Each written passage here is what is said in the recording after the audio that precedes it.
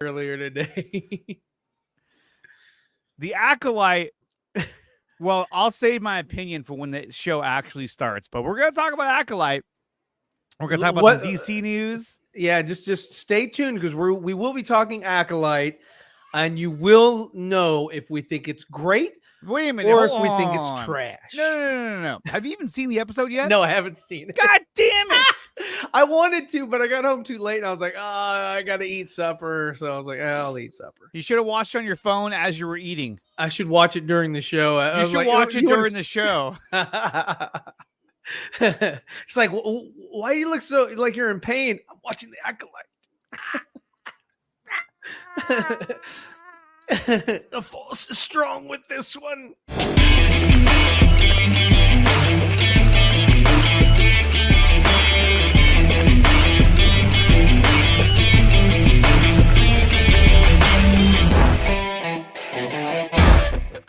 Boom! What's up, everybody? Thanks for joining us again for yet another 4Nerds with the 2 nerds. I guess this is just. And as you can see, Ryan Zeeverfett is standing a la Dave Pena. I'll stand for this. Yeah, no, Dave Pena, he inspired me to stand. I stand for Dave. Whoa, be careful with that. What is that? Dude, did you know that likes are now private on X? They're private? Like you can privately like something? Like I like it, but in secret. I guess it won't show others. It's What's up? Hey, send Sean a link. Damn it, why didn't you send him a link? I did. You didn't send it to him. No, Phil's not here. What's up, Sean? He said he already did. What's up, Jason? He said he already did. So okay, cool. Let's jump into this real. Well, actually, before we get into any news, I really wish you could have watched the Acolyte. I would have at least helped out the conversation here. I've heard about it. You've heard from what I've told you on the phone. I spoke with the second person about the Acolyte. You spoke with Fatal J. I spoke with Fatal J. And what were his exact words? It was trash. It was trash. Look, I see where they're going with the Acolyte, like with the storyline, and like, I see what they're trying. I see what they're trying to do. It's just not really working for me. I'm still gonna watch the show, but it's not really working for me. It feels very soundstage, very setty. It's very TV show. Very TV like show. Andor, even the Mandalorian looked like it was trying to at least look. I don't mind, and I wouldn't mind Acolyte being like an Elseworlds kind of like, hey, this is like Tales from the Jedi. We don't know if it's true or not. And that'd be great. Could be real, could not be, It's you know what? If you don't like it, it's not canon. Yeah.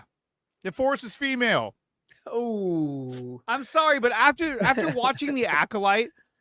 After watching fucking what is it? Force Awakens to the Acolyte. I'm just saying, after watching this previous episode of the Acolyte, I think it's look, and I know everyone's heard this a lot, but I think that it's time. In my opinion, they need to get rid of Kathleen Kennedy. There's obviously no clear vision with Disney Star Wars because every project that's coming out is nearly a standalone. There's just no cohesion. There's no like every project, every show, every movie, none of it feels like it's part of the same or in the same vein of each other. They all just feel very different. For crying out loud, even the MCU, who has had a really shit year, their content at least looks consistent with each other.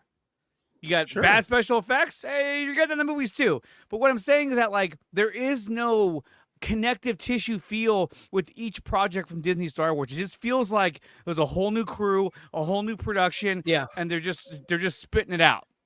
Sure. And as much as people don't want to say this, like to me, Andor was the first one I saw that felt cinematic, that felt like they were on real sets, on location. And I felt like that's what Disney Star Wars needs. It needs to feel bigger on a grander scale. And that's what's been lacking. Yes, it's been lacking. The Mandalorian has done a good job with that. They've had plenty of sets and scenes and where everything feels really grand and big, and I like that. about The Grandiose. Mandalorian. Grandioso, as I tend to say. And they've had some really badass scenes throughout the series of The Mandalorian. The Book of Boba Fett did not have that feeling. Book of Boba Fett felt very claustrophobic, along with Kenobi. That felt extremely very claustrophobic. It's so funny, like that you mentioned that, because that's the exact same feeling that I felt watching Planet of the Apes, as well as the Mark Wahlberg version. Sorry, Phil. What's that, Sorry, man? Phil. But then also, what's that one Ichabod Crane with Sleepy Hollow? Scrooged. But those movie, felt really like they were on a set, and you like I liked the Sleepy Hollow as far as everything with it, but it's just like when I was watching it, I was like, like when you saw the Scarecrow, I was like, oh, this is a set. They could have shot this outside. Yeah, Sleepy Hollow, it's a cool movie, but it does feel like they're on a set all the time, and you're just kind of like, and like I think that works for some films, and not all films, but I think like when it comes to like Tim Burton films, I think that actually works because it's almost like it's its own environment. It's like a play brought to life on the theater, in the theater. You know what I mean? There he is. Oh, there he is. Yeah. Now we're completed. Now we have 4. Yes. However, okay, so Phil, Ryan has not seen The Acolyte, episode 3. The episode itself, for me, it was kind of a mixed bag. Like, I didn't think it was like god awful, but there were some things I didn't care for. But it just is what it is. I don't know. I wrote a review on it last night, immediately after watching it. Did you like it, or did you? I quite enjoyed it. I really liked it, actually. I was actually very, very intrigued by what I saw. I quite liked it quite a bit. Well, there were a lot of parallels going on between Phantom Menace. There were a lot of parallels to Phantom Menace in that episode. But yeah, I enjoyed what I saw. There's still some questions that are burning, but I think we're going to get those answered in due time. Yeah, I think so. Sean, did you get a chance to watch The Acolyte? I'm fully caught up, and so you wrote your review. Reviews are out. Okay. White papers are out, all published, peer reviewed, everything. And guys, if you want to see Phil's review, check out Multiverse of Color. Is that what it's called? Yeah, I got the link right here. I'm perfect. I'm getting the show pulled up right now, so I'll drop it in the chat. No worries. What's up, Jason? What up? So I'm probably in the same place that you're at, Andre. Maybe a little less because so I watched the first 2 episodes yesterday, knowing the third one was Monday, knowing the third one was coming out yesterday. So I was fully caught up. It was fresh in my mind. And I'm gonna be honest, the last 10 minutes of the third episode, I was completely checked out. I had lost interest. Yeah. There were a few, very few good parts, but going into this episode, I already wasn't sure on the series after episodes 1 and 2. I was like, okay, I'm not blown away, but I'm gonna ride this out. I'm gonna give it a chance. I'll give anything, TV show, movie, a chance before I pass judgment. I won't listen to critics or other people's thoughts. I want to form my own opinion. So I really blocked all that out going into it. But I'm now looking back on what I've heard. I see now why people are maybe not as invested or not feeling this particular show thus far. I thought it was interesting that in this episode, they waited to episode 3 to kind of show the backstory. I personally, thought I would have liked to see a little bit of that in maybe in episode 1, kind of do some like flashbacks to, when the 2 girls were younger and their kids and how they eventually, were getting where they're going to go. But also, Anthony and I spoke this past Monday about the show. And I also think that the reveal should have happened of the one sister, not May, but the other one. I can't remember her name now. Osha. Thank you. Osha approved. Some of those, I think it could have waited till maybe mid-season to reveal who she was, right? Rather than coming out saying, "Oh, we're." It would have been better if it was more of a mystery. Like, exactly. Did she do it? Did she didn't do it? Is she like Dr. Jekyll, Mr. Hyde, or does she not know what's going on or whatever? And then you find out, it's the same actor just portraying two different people. Well, but at the same time, it's kind of like I see what they're trying to go for, but I think that at that point, it may have dragged on for too long, especially now, especially how Osha was in custody of the Jedi somewhat early on. What I think I want to say in episode 1, she was in custody, so it wouldn't have made sense if it was still happening. She's like, "Oh, did I actually do this?" But it would have been cool if they could have kind of given that some longevity in terms of like the psychological part. Like, is it really me, or am I having like blackouts? What's going on? But they could have done that. They could have. Yeah. I think the mystery aspect would have served it well for the show rather than just tell me right up front, right? But I mean, obviously there's a reason. But go ahead, Phil. I think you were going to jump in. I was just going to say, no offense, guys. I think you're looking at it through the wrong lens. Okay. Because the point of it, the point of the show, like the surprise was the fact that there are two. The entire every bit of marketing only showed you May. Osha was a complete and total surprise by the time the show started.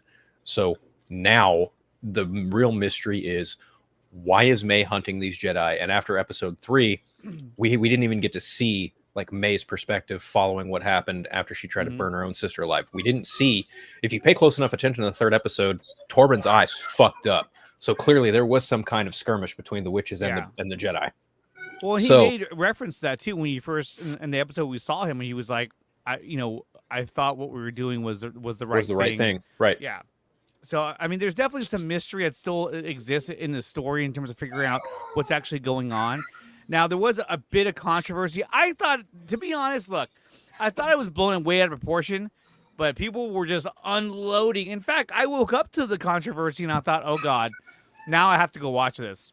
And see, and so for me, I went into the show pretty blind. I didn't watch any previous teaser trailers. I mean, the only thing I ever saw was like the poster that they had put out. I remember when this show announced, but I purposely, after I think Andor, have stayed away from, when it comes to these shows, the teaser trailers, because I want to go into it as blind as I can and with as little and hearing as little opinion as I can. Because I mean, I think we've all heard for this show 3 episodes in, and it's just getting absolutely trashed across the internet. It's getting hammered. It is. And so I knew I had a feeling, because when they start putting the posters out and some of what the show could be about, you could feel this was going to happen. You could feel that I think this was going to start rising to the surface. So I was like, no, I'm checking out. I'm not even going to read any of that. I want to go into this with no bias, right? Yeah. I'm in the same boat as you, as like, I thought it was animated. Mm-hmm. And then when it came out and you guys were like, yeah, it's out and it's it's live action or whatever. Animated? At first, yeah, because I mean, it just they threw that out with visions and all this other shit, and I was like, oh, Acolyte, it must be in another animated thing. Reading's hard for you, isn't it? I don't care. I don't care to read all this bullshit. I just all this stuff is visual. So but it was just the when I the last time I saw it was just the title card for Acolyte, right? And that was it. I didn't see any pre-production shit. I didn't even take an interest until they started telling you that fucking Trinity was going to be in it. And I was like, oh, okay, cool. Well, then, that's interesting. And then they did the whole fucking slow-mo bullshit. And I was like, oh, okay. Well, it's kind of cheeky, but whatever. The kung fu scene, all that. And I was like, all right, cool. And her outfit was awesome. But yeah, I just didn't get, the scene didn't really connect with me as far as like, attack me. Like, okay, like I felt, and then like she did that fucking thing twice. I was like, all right, is that your move? It just, look, I'm not impressed with what I've seen. Like the production value is pretty high, except for the camera, and all that, because it looks like a television show versus looking cinematic or just like The Mandalorian or Andor or any of the other shows that they've come out. The lighting is just, it looks more like a television show than it does, or made for TV, like a made for TV movie back in the day, when they just, you could tell that it wasn't using volumetrics or anything. Yeah. It was just too, we were talking about that earlier about being claustrophobic. Like artificial lighting and all that. Yeah. And yeah, so I had no idea that they had twins. And then when they had the twins, the little girls younger, they didn't use the same actress. They used 2 different girls, and I was like, okay, cool. Yeah, that was kind of weird. Use 2 different girls at this age, if they didn't look alike then, they're not going to morph into looking like you know, or like identical twins. Like they can be fraternal twins. You know, you have Luke and Leia, and then like twins isn't a new fucking, you know, thing to Star Wars, and you know, being, you know, force sensitive or whatever. You had those two boys, you know, the light side boy and the dark side boy or whatever. And I forget what game that was, but it was, you know, so that's not something new to Star Wars. So this is just kind of like, I don't know, it feels weird. It feels out of pocket. It feels like, okay, so they've created these girls the same way they created, you know, Anakin, but Anakin was supposed to have been some fucking triumph or some shit, right? As far as like, you know, oh, Darth Plagueis, you know, or not Darth Plagueis, was it Darth Sidious or Plagueis that created? Sidious. So Sidious created, you know, and which is even later than, you know, the Acolyte, but they've already done that. So it's like, oh, you're day late and a dollar short, Sidious. But at the same time, though, like at first, I sort of saw where everyone was saying like, oh yeah, so it just devalues what Plagueis did to, you know, create Anakin. But at the same time, it's kind of like, look, this is what that doesn't make any sense. That makes no sense. How does it devalue what Plagueis or Sidious did to that? Doesn't make any fucking sense. Because they created a virgins, and that was supposed to have been something special, something unique, something, and even fucking Yoda's like, a virgin, you see, you know, like it's like a fucking like, what the fuck, like, oh, the prophecy, and it's like, dude, okay, so now I guess, you know, prophecy, smophecy, you know, who gives a shit? Well, so I was sort of seeing that, but at the same time, I was like, well, wait a minute, hold on. Everything has to stem from some kind of origin, right? So where did Plagueis get the idea to do that? Well, then where did they get the idea to have stemmed from, you know, from something that happened in the past, and we know this happened over 100 years ago. So there should be, I guess you can argue there should be origins or stems of these ideas that would later come to play in the Star Wars universe. It would be something if it was like, okay, they almost got there, you know, and then with Anakin they finally did it. Like, holy shit, he did what nobody else could fucking do. But I mean, you know, it seems like, oh, okay, well, it seems like just Disney is just rewriting what Star Wars is or was or whatever. And it's like, who gives a shit? So it's like the original and the sequels and the prequels, they don't really fucking matter. So I wouldn't go. And if you disagree with me, like I see you shaking your head, I don't care if you disagree. I just, that's from my perspective, that's what I see in what they're doing with Disney Star Wars and how they devalue the original trilogy and all of the legacy characters. They don't care. They want you to pay more attention to the Disney characters. That's your opinion, and it is my opinion. That's totally fine. And for me, cool. So I guess where I'm at with Star Wars is you hear a lot of the hardcore Star Wars people who want to see more Star Wars, right? So their position is, well, your general fan or your maybe between general and hardcore are saying, well, you all are asking, and I mentioned this earlier this week. You people are asking for, give me something besides the Skywalker story. Show me something else. And then when Disney or Lucasfilms gives something besides the Skywalker story, then everyone starts to shit on it, right? Right. So I'm all for. So I completely understand that position. So I'm not debating or fighting that position. My thing is there's so much Star Wars lore and stories outside of Skywalker that I look at some of these shows that like this one that's being done, and I think to myself, was this if we had 5 options on the table, this was the best option we chose, or was this the safe option to then bring us to something that's a little bit more risky down the road, right? Mm-hmm. And if that's the case, then to me, I think you've just done yourself a disservice. Take a risk at this point. What do you have to lose? Because if you're wanting to get fans back into Star Wars outside of the Skywalker story, take a risk, right? So, but right, I agree. I don't think that that's risky to sort of go over the same kind of. No, I'm not saying it. That's just the terminology I'm using. As far as they, as an executive or studio executive or a shareholder, they may think, well, do we really want to take this risk, not knowing what the fans are, how they're going to react, right? But then again, something like this, where 3 episodes in, again, I can't believe the amount of hate it's getting. But it's pretty unwarranted. Yeah, it is absolutely unwarranted. It's unfounded, and it's ridiculous. It's absolutely asinine, is what it is. It's fucking god awful. Because to your point, so many fans are clamoring that we want new stuff outside of Skywalker Saga, and then they're handed it, and then they go, "This is bullshit. Disney doesn't know what the fuck they're doing. We want George Lucas back." Well, 20 fucking years ago, y'all sat there and bitched and moaned about George Lucas ruining your childhood with the prequel trilogy. You can't have it both ways. Like, I'm sorry, but Disney is doing what George Lucas couldn't do and didn't do. They are expanding on the IP, and if you don't like it, that is entirely you. That is not on Disney. They're well within their right to look at everything Legends and look at everything Expanded Universe and be like, yeah, we can use this if we want to, but we're not going to consider it canon. And that's ultimately where some of these fans are coming from, because they're just like, wah, I want my Thrawn trilogy. Wah, I want this and that to be canon. Wah, wah, wah, wah, wah. It's nothing but a bunch of fanboy fucking bitching and crying because they're not doing what they want them to do. And that's ultimately what it boils down to. I wouldn't have a problem with some of the Star Wars stuff that they released that's actually good, that actually, you know, has a solid story. It just seems like this is fucking, they're releasing a lot of first draft and just like, now let's get it out there. Just more content, get this shit out. And that's kind of what I'm seeing here when watching the Disney Plus, shows. I hope, like, Ahsoka wasn't bad. I like you know, of course, you know, everything was really good. Yeah, I mean, you know, it doesn't have everything in it that you'd want, you know, but I mean, it was overall, it was a good series. Andor was another good series that Disney Plus came out with, you know.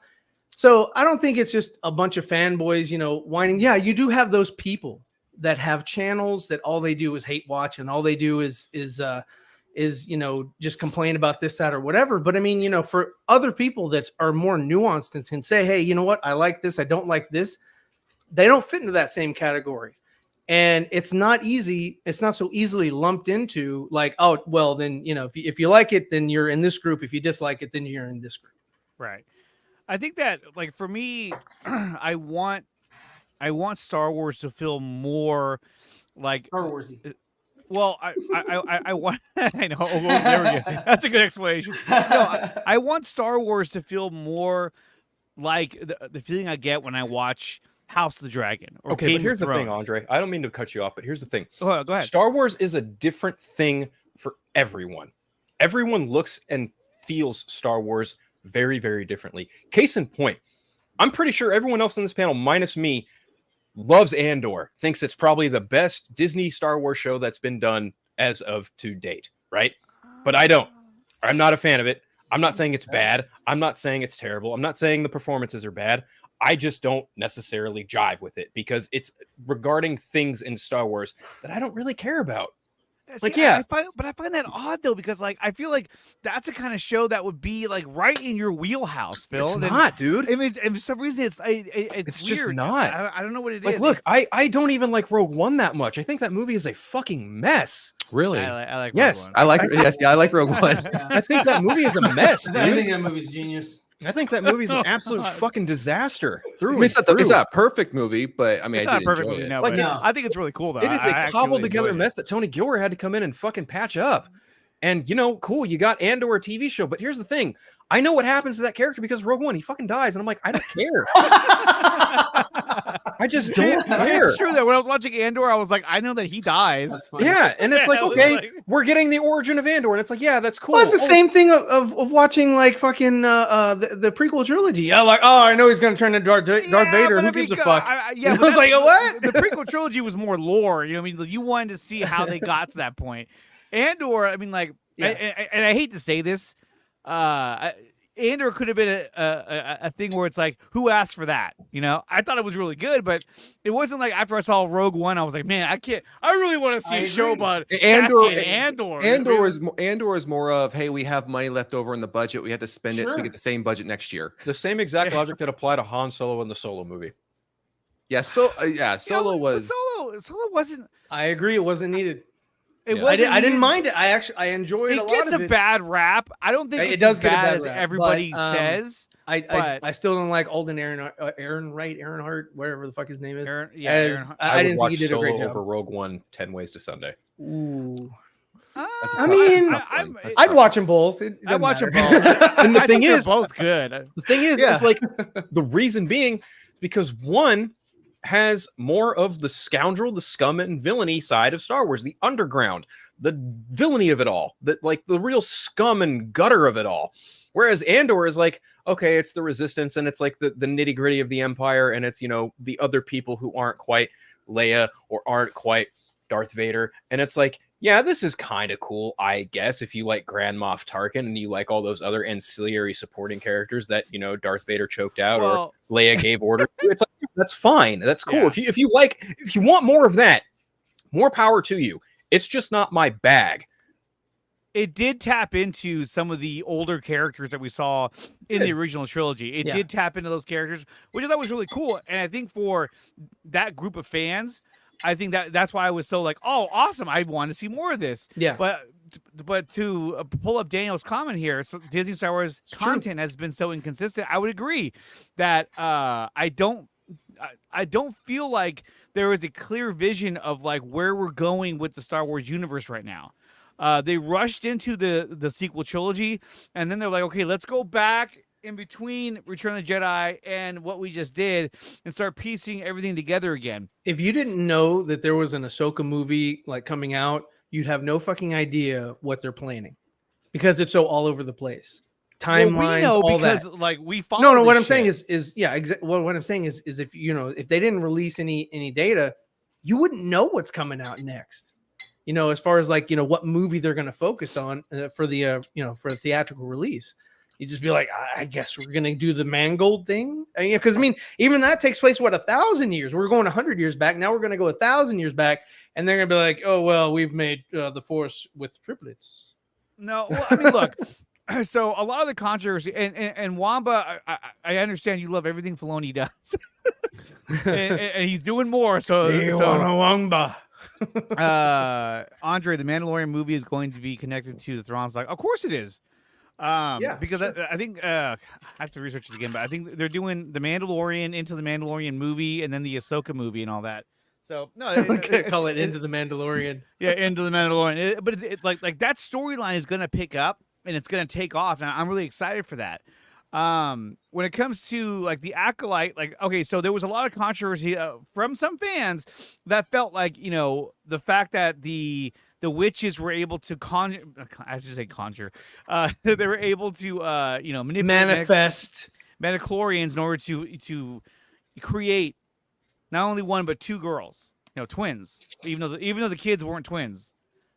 I didn't get. They weren't twins. I think they could have just gotten another. They could have. They didn't have to casted two twin girls. They could have somebody just like her similar height, you know, whatever. That would have been fine. Nobody would. If they were fraternal twins, but it was weird that the kids weren't because they're identical. They were fraternal, then they became identical. But the girls weren't twins in the show. They weren't. Like when they stood side by side, I was like, those are two different girls. Yeah. Are you trying to tell me that like they're supposed to be identical twins, or are they in Star twins? Wars? It or works does it not differently. even fucking matter? And then the question is that like, why am I focusing on that? Should I really be focusing on that?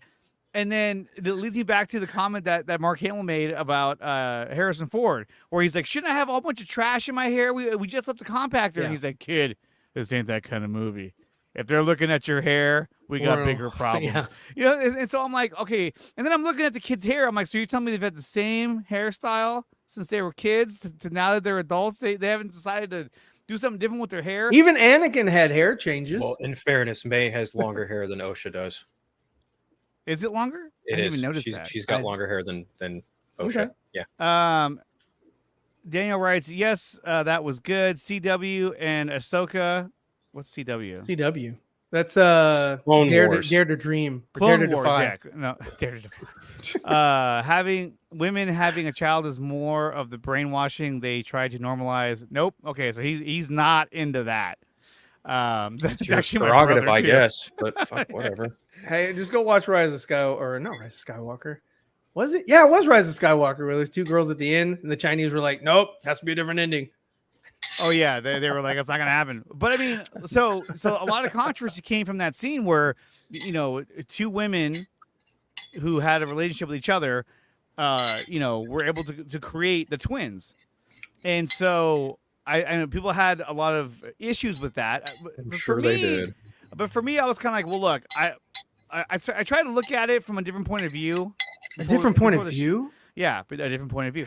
And I looked at it like I was saying earlier. So there has to be an origin for some of these things that happen later on in the Star Wars saga. So I get why they're like, hey, let's start putting that stuff in now so that later on it would make sense why these things would later on happen because you know these were the beginnings, and someone has to do it first. First steps. And so, but what they're saying is that, you know, the creation of Anakin Skywalker, which may not even be Darth Plagueis anymore, but It was Sidious. It was confirmed to be Sidious a long time ago, but yeah. What? Yeah, Sidious did it. Sidious manipulated the midichlorians and Skywalker, and that's how Anakin Skywalker. I always thought it was Darth Plagueis who did it. No, 'Cause remember he was like learned it from he learned Okay, quite he learned quite a it. few tricks from Plagueis. He was trying to Sidious was trying to tell Anakin that he could prolong life, that you know, and maybe together we could learn what he fucking learned or some shit. Well, Okay. Sidious killed Plagueis, so there's that. He did, yeah, he later killed him. Yes, but that was part of his seduction. But Either way, so, I'm with Andre on this, and that there is always a starting point yeah, for and I get things that. to happen. It's literally in the George Lucas blueprint of it all. It's like poetry. It fucking rhymes. Although But this was more like a haiku. I think they did take a risk. Obviously, they did things that they knew would likely draw up controversy. Well, sure, because that gets people talking. That gets more eyes on their product. That gets more, you know. I mean, their ears are probably burning. That's what a smart company would do, is just drum up a whole bunch of controversy so that you talk about their shit. Okay, Talk about their IP. Wamba has a good point. He mentioned something earlier that I actually, when I read it, I was like, you know what, I do agree with that. He It's says true. They're expanding more of the lore of Star Wars, and the Jedi are not the Saints they claim to be. That part I like. That part I like, that they're capable of making mistakes. I and think not that's Well, doing yeah, you the saw right that thing. with Qui-Gon in the council. I think know, that's you knew. exactly. I think that's exactly what the show's going to aim to be. Is like they're going to shed a light on the fact that the Jedi are not these pearly white saviors that a lot of the universe showcases them to be. Mhm. So, Well, that's ultimately where I think it's going. And like Ryan was saying, we saw Qui-Gon, but that was just a small view. It was of it one was a Jedi. small, yes. It was sort of And- like, and that you know, was he at doesn't. the inception of their demise. You know, Right. So now you're seeing it so much farther back in time, that essentially they're acting as police officers for the Republic. I mean, they have. It says, you know, at one point it says on whatever planet they're on, it says local Jedi temple. So they're Bring back- establishing. Thank you. But they're establishing that the Jedi are on multiple planets, having their temples there and being essentially police for the Republic. And that part I thought was cool. I was like, Well, that's okay, why they're using that one guy with the dreadlocks that didn't have a shirt on, and they're trying to, like, you know, just kind of highlight him because he's more of a, you know, I'm gonna judge first, ask questions later, you know. So they're like, oh yeah, no, it's you know, starkly out there, like, oh okay, yeah, no, this is they need somebody needs to rein these people in. But so Andre, but based on what you just said, as far as the Jedi not being technically the Jedi not being who we thought they were, right? So are we setting the premise that since this goes back 100 years, that we're then to believe for the past 100 years up until, let's just say, what we know today, that they've never been who we thought they were, and this is the avenue they're taking to now say, hey, this whole time, through all the shows, through the movies, you thought the Jedi were this, but now since we've gone back 100 years, we're going to set the tone that they were never really who you thought they were. Is that the position? I think, it's And the more of a person that case- knows everything is going to be Yoda, so he's going to be implicated in all this. He'd be like, I knew it, but I turned blind eye. I turned him. Well, I mean, they did talk about how at the beginning of the show that this was a case in which they were not trying to make light of this. They wanted to keep this hush hush and sort of, you know, investigate this and figure it out. So this was not something that they publicized within even the Jedi Order.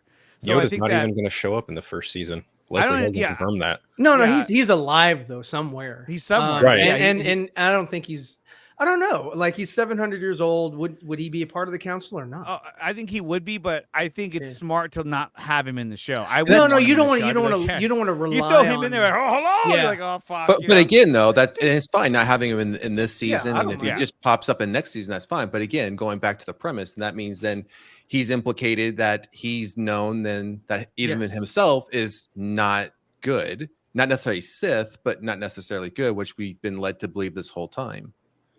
Wamba also said, notice how one sister wanted to go with the Jedi and the other sister did not want to go with them.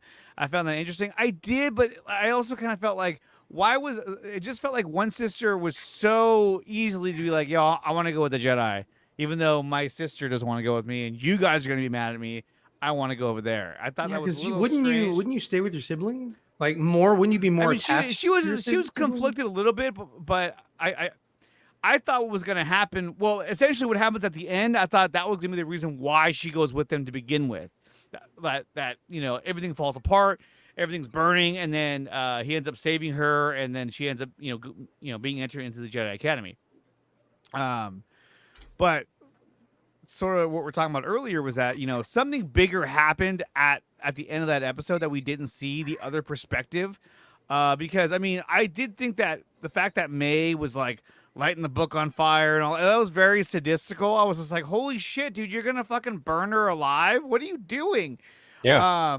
But you know what I mean? I was like, it was honestly like you watch the two of the twins, and they both it kind of reminded me of Anakin Skywalker at two different points in his life. Like, Osha wants to be a lot like younger. Osha, let me rephrase that. Osha evokes younger Anakin Skywalker who wants to be free, live their own life, become a Jedi, do their own thing. Whereas if you look at how May operates, especially from a young age, she's very much like, Anakin post Sidious, like very much like, I'm going to do whatever it takes to keep my life in check the way I want it and the way I need to keep it by any means necessary. The big question is what happened after she set the room on fire and how all the witches died. That I think that is going to showcase the Jedi in a not so pretty light. And I think that is going to be a driving factor as to why May wants to kill them. Yeah. Because I mean, she goes into that room and they're all just laid out. Like, I was like, what the fuck just happened here? And like you were saying, the one guy, he has that scar on his eye. So like something definitely happened. We just haven't seen it yet. But it's funny when you describe the two girls, because if you think about it, right? I mean, I don't know if this is what they thought. It's like you have May who will literally do whatever it takes to make sure that the narrative in her head of what her world needs to consist of will stay in place. I'll do whatever it takes. And it's funny because like there's a lot of Star Wars fans that like are essentially the same way, where they're like, I don't care, I'll do whatever it takes. And while on the other end, you have Osha, who wants to be free and do something different. And so it's funny how you have that parallel happening with fans and on the show as well. But obviously Osha was having a hard time committing to what they were doing. Yeah. I mean, even at the ceremony, they're like, do you commit to this? He was like, yeah. And she was like, okay, cool. And she was gonna do it anyway. And then the Jedi are here. And I'm like, oh shit. But I was like, dude, like, I thought for sure she'd be like, why is there doubt? But I guess since it's their child, they were just like, okay, I'm just gonna take that as a yes and just keep going with this. The one thing I wonder is Jodie Turner-Smith's character, the mother Anastasia, she was willing to like let her daughter go and become a Jedi. But there's a part of that we haven't seen yet is like, was she really okay with that? Or were they confronted by Jedi and she told them something different? I don't know yet. Like, I wonder how they died. Like, will it really be something of the Jedi, or will it be because of May? I'm wondering if it's going to be like a combination of the two or not. I don't really know. But I did find that whole commune, that coven, was actually pretty ingenious. And, I saw someone on Threads like say, oh, seeing another band of witches doesn't really instill a lot. And I'm like, well, there can be more than one coven of witches in Star Wars. They all don't have to be Night Sisters.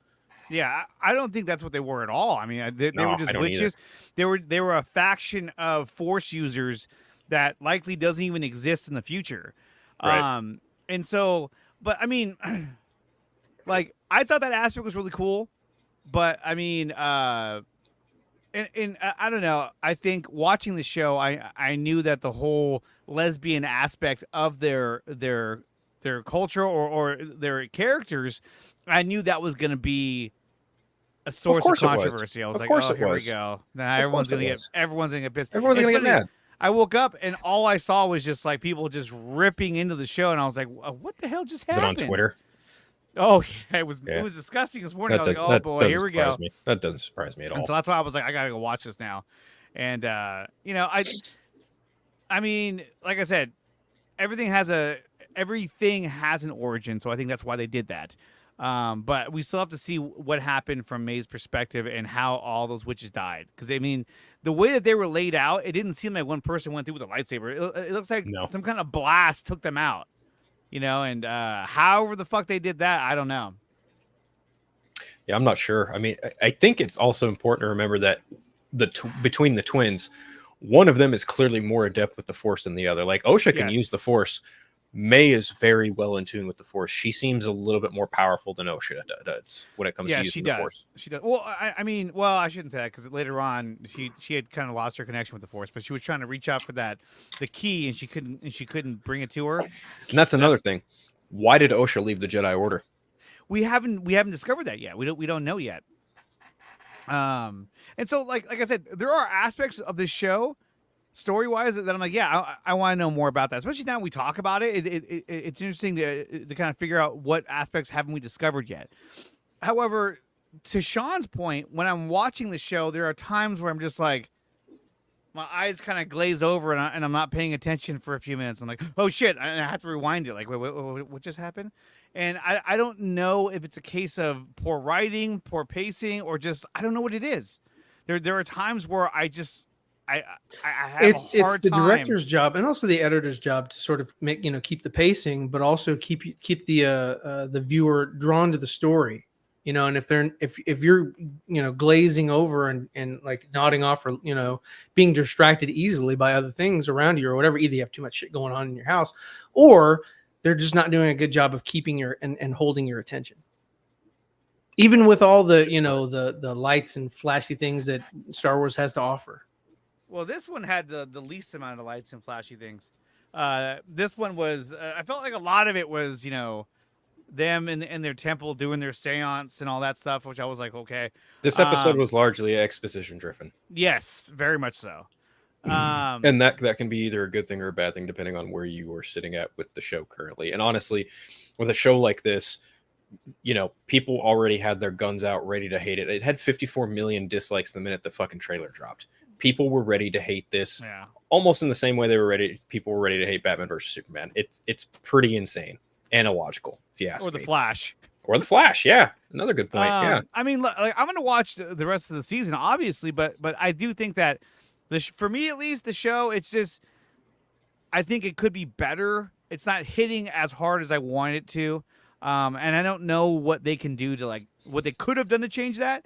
The only thing I could think of is that it for me, it feels too much like a TV show. Like it's on a set, artificial lighting. It just feels too TV show. And I feel like I want Star Wars to be bigger than that. I want it to be more like, and obviously everything costs money, right? But if anyone has any money, it's Disney. I just feel like it's oh, Billy. Yes, dude, I agree. BVS is a freaking masterpiece. 100%. But yeah, that's just me. So I hear you, but honestly, I think that it's kind of the point. Like this is a Star Wars television show, and that's exactly what it's set out to be. And it's not, specifically tied to anything that came before it in any way, shape, or form. This is their first foray into showcasing the High Republic in live action form, and I think doing it in television is actually better as opposed to trying to get people on board for a $250 million movie set in the High Republic era, because then you're really going to have people being like, what the fuck. Well, and this show had a $160 million budget. I mean, that's a lot of fucking money for a show. But at the same time, a lot of the special effects, a lot of the space scenes where you see the crafts flying and all that, it looks beautiful. It's like pristine. I'm like, my God, these special effects look I amazing. think the only time that I actually questioned some of the CGI was the opening of this episode, where I forget what twin it is, but they have like the little see-through hummingbird that lands on their finger. And I was that doesn't look quite right, but I'm going to let it pass. Everything else looked great. Like between the sets, the cinematography, where they were setting the episode, the lighting, all of it, even like the way they showcase the Force and how the Coven used the Force, because clearly like there are different factions of like there's Jedi and there's Sith, but then there's like this Coven of witches, and they have like a very like almost deeper tie to the Force where they can actually manipulate it and almost show it to you in a physical form, which is unheard of up until now, which I find fascinating. So I don't know how deep we're gonna get on spoilers here. I mean, are we getting? I mean, I think we've pretty much mentioned a lot here already. Okay, just want to make sure. I mean, as far as like Carrie, let everything loose. Okay, so as far as like Carrie Ann Moss's character, well, I mean, we obviously. Well, hold on. Just because Dawson's not here, I'll make sure and play the. Yeah, I mean, you can even say that, she died. That's not it. So go fuck yourself. I don't know where the spoiler one's at. No, that's not it. Yeah, that was it. No, it's not. No, it wasn't. No, that was the eating of the. Hold on. Where is it? Hold on. Oh, I found it. What's it doing? Ruins it. Okay, now we can go. So I think as far as her character goes, going into the show, I don't want to say I was misled. You never know who's gonna right. But obviously, her meeting her demise in the first 8-10 minutes of episode 1 was a little. Well, you're for me, you're cutting in and out. Is that better? Because I can't. Is that better? Yeah, that's way better. Okay, all right. Sorry about that. So, I mean, her going out in the first 8 to 10 minutes of the first episode, I wasn't expecting that, but it happened. Whatever. But then the fact that they brought her back in this episode here as part of the flashbacks now makes me wonder: are we going to see more reoccurring flashbacks now that we've seen the two twins as young children, and now they're starting that path of whichever path that they're going on? Now, are we going to now see where half episodes are current? Now we're going to see flashbacks where characters we've seen die in the first few episodes now are just going to be reoccurring from flashbacks. Yeah, like the guy that looks like the bearded Miles from Orvin. Yeah. He's got it. He was just sitting in the first one. He's like, or the second episode. He was better in this episode. He was a lot better in this episode, I thought. Sure. So you're going to get more. He was also technically a Padawan too in the flashback. And he had more dialogue, and you got to see more. But the worst thing about him was, for me, because I didn't see the third episode, saw the second one, was his beard looked hella fake. It looked it looked bad. It looked like fucking. Okay, good. It just looked like some of the bad shots from the prequels when Ewan McGregor had already shaved, and he had to come back and they put like a fake beard on him and shit. It just looked like off-putting. I was like, oh, that just doesn't look real. But cool and good for you for hovering in a Indian style position for like. He took a vow. And I think it was like 10 years or something like that. He took a vow. It's a fortified vow. I thought it was. Do they not use the restroom? Maybe he does. it evaporates in the air by midichlorian. I mean, he is floating, so if he has to take a poop, he just goes. No, it just falls to the ground. 10 years of come in like, let me clean you up. That might be in the director's cut. We need to find out what we need. We don't know that. But regardless, like I said from the beginning, I mean, I'll keep watching it to give it a full chance. But again, I'm hoping it does take a bit of a turn for me from a story perspective, because again, I want to see a little bit more from it. But again, I'm not overly in like, oh my god, this is the best thing, but I'm not like, this is the absolute worst shit I've ever seen from a Star Wars perspective, right? And we've already seen Book of Boba Fett. So. I think that's as bad as it's gonna get. I don't know. Book of Boba Fett had good parts. There were things in it that I liked, like the flashbacks. The flashbacks story, I loved it. I thought that was awesome. But I also look at those many good shows that we've gotten in the past, Star Wars or not Star Wars. They can start off slow and then they pick up, especially in the first season. So I mean, I'm okay with knowing that, hey, this could ramp up and I could eventually enjoy it, right? So they're like, we got Carrie Ann Moss. She died. And as far as all the people out there just trashing on it for whether you want to call it political reasons or whatnot, turn the dial. I mean, no one's forcing anybody to watch it. I mean, I mean, it's no secret, to Phil's point earlier, what a lot of this was going to be going into it. So the fact that people are surprised about now finding out more details of the content, again, turn the dial, go watch something else. It's just really that simple. Right. Yeah. Go watch something else. It's really not that hard. I mean, it's keeping in mind, I think we all know this. It's a TV show. it is fake.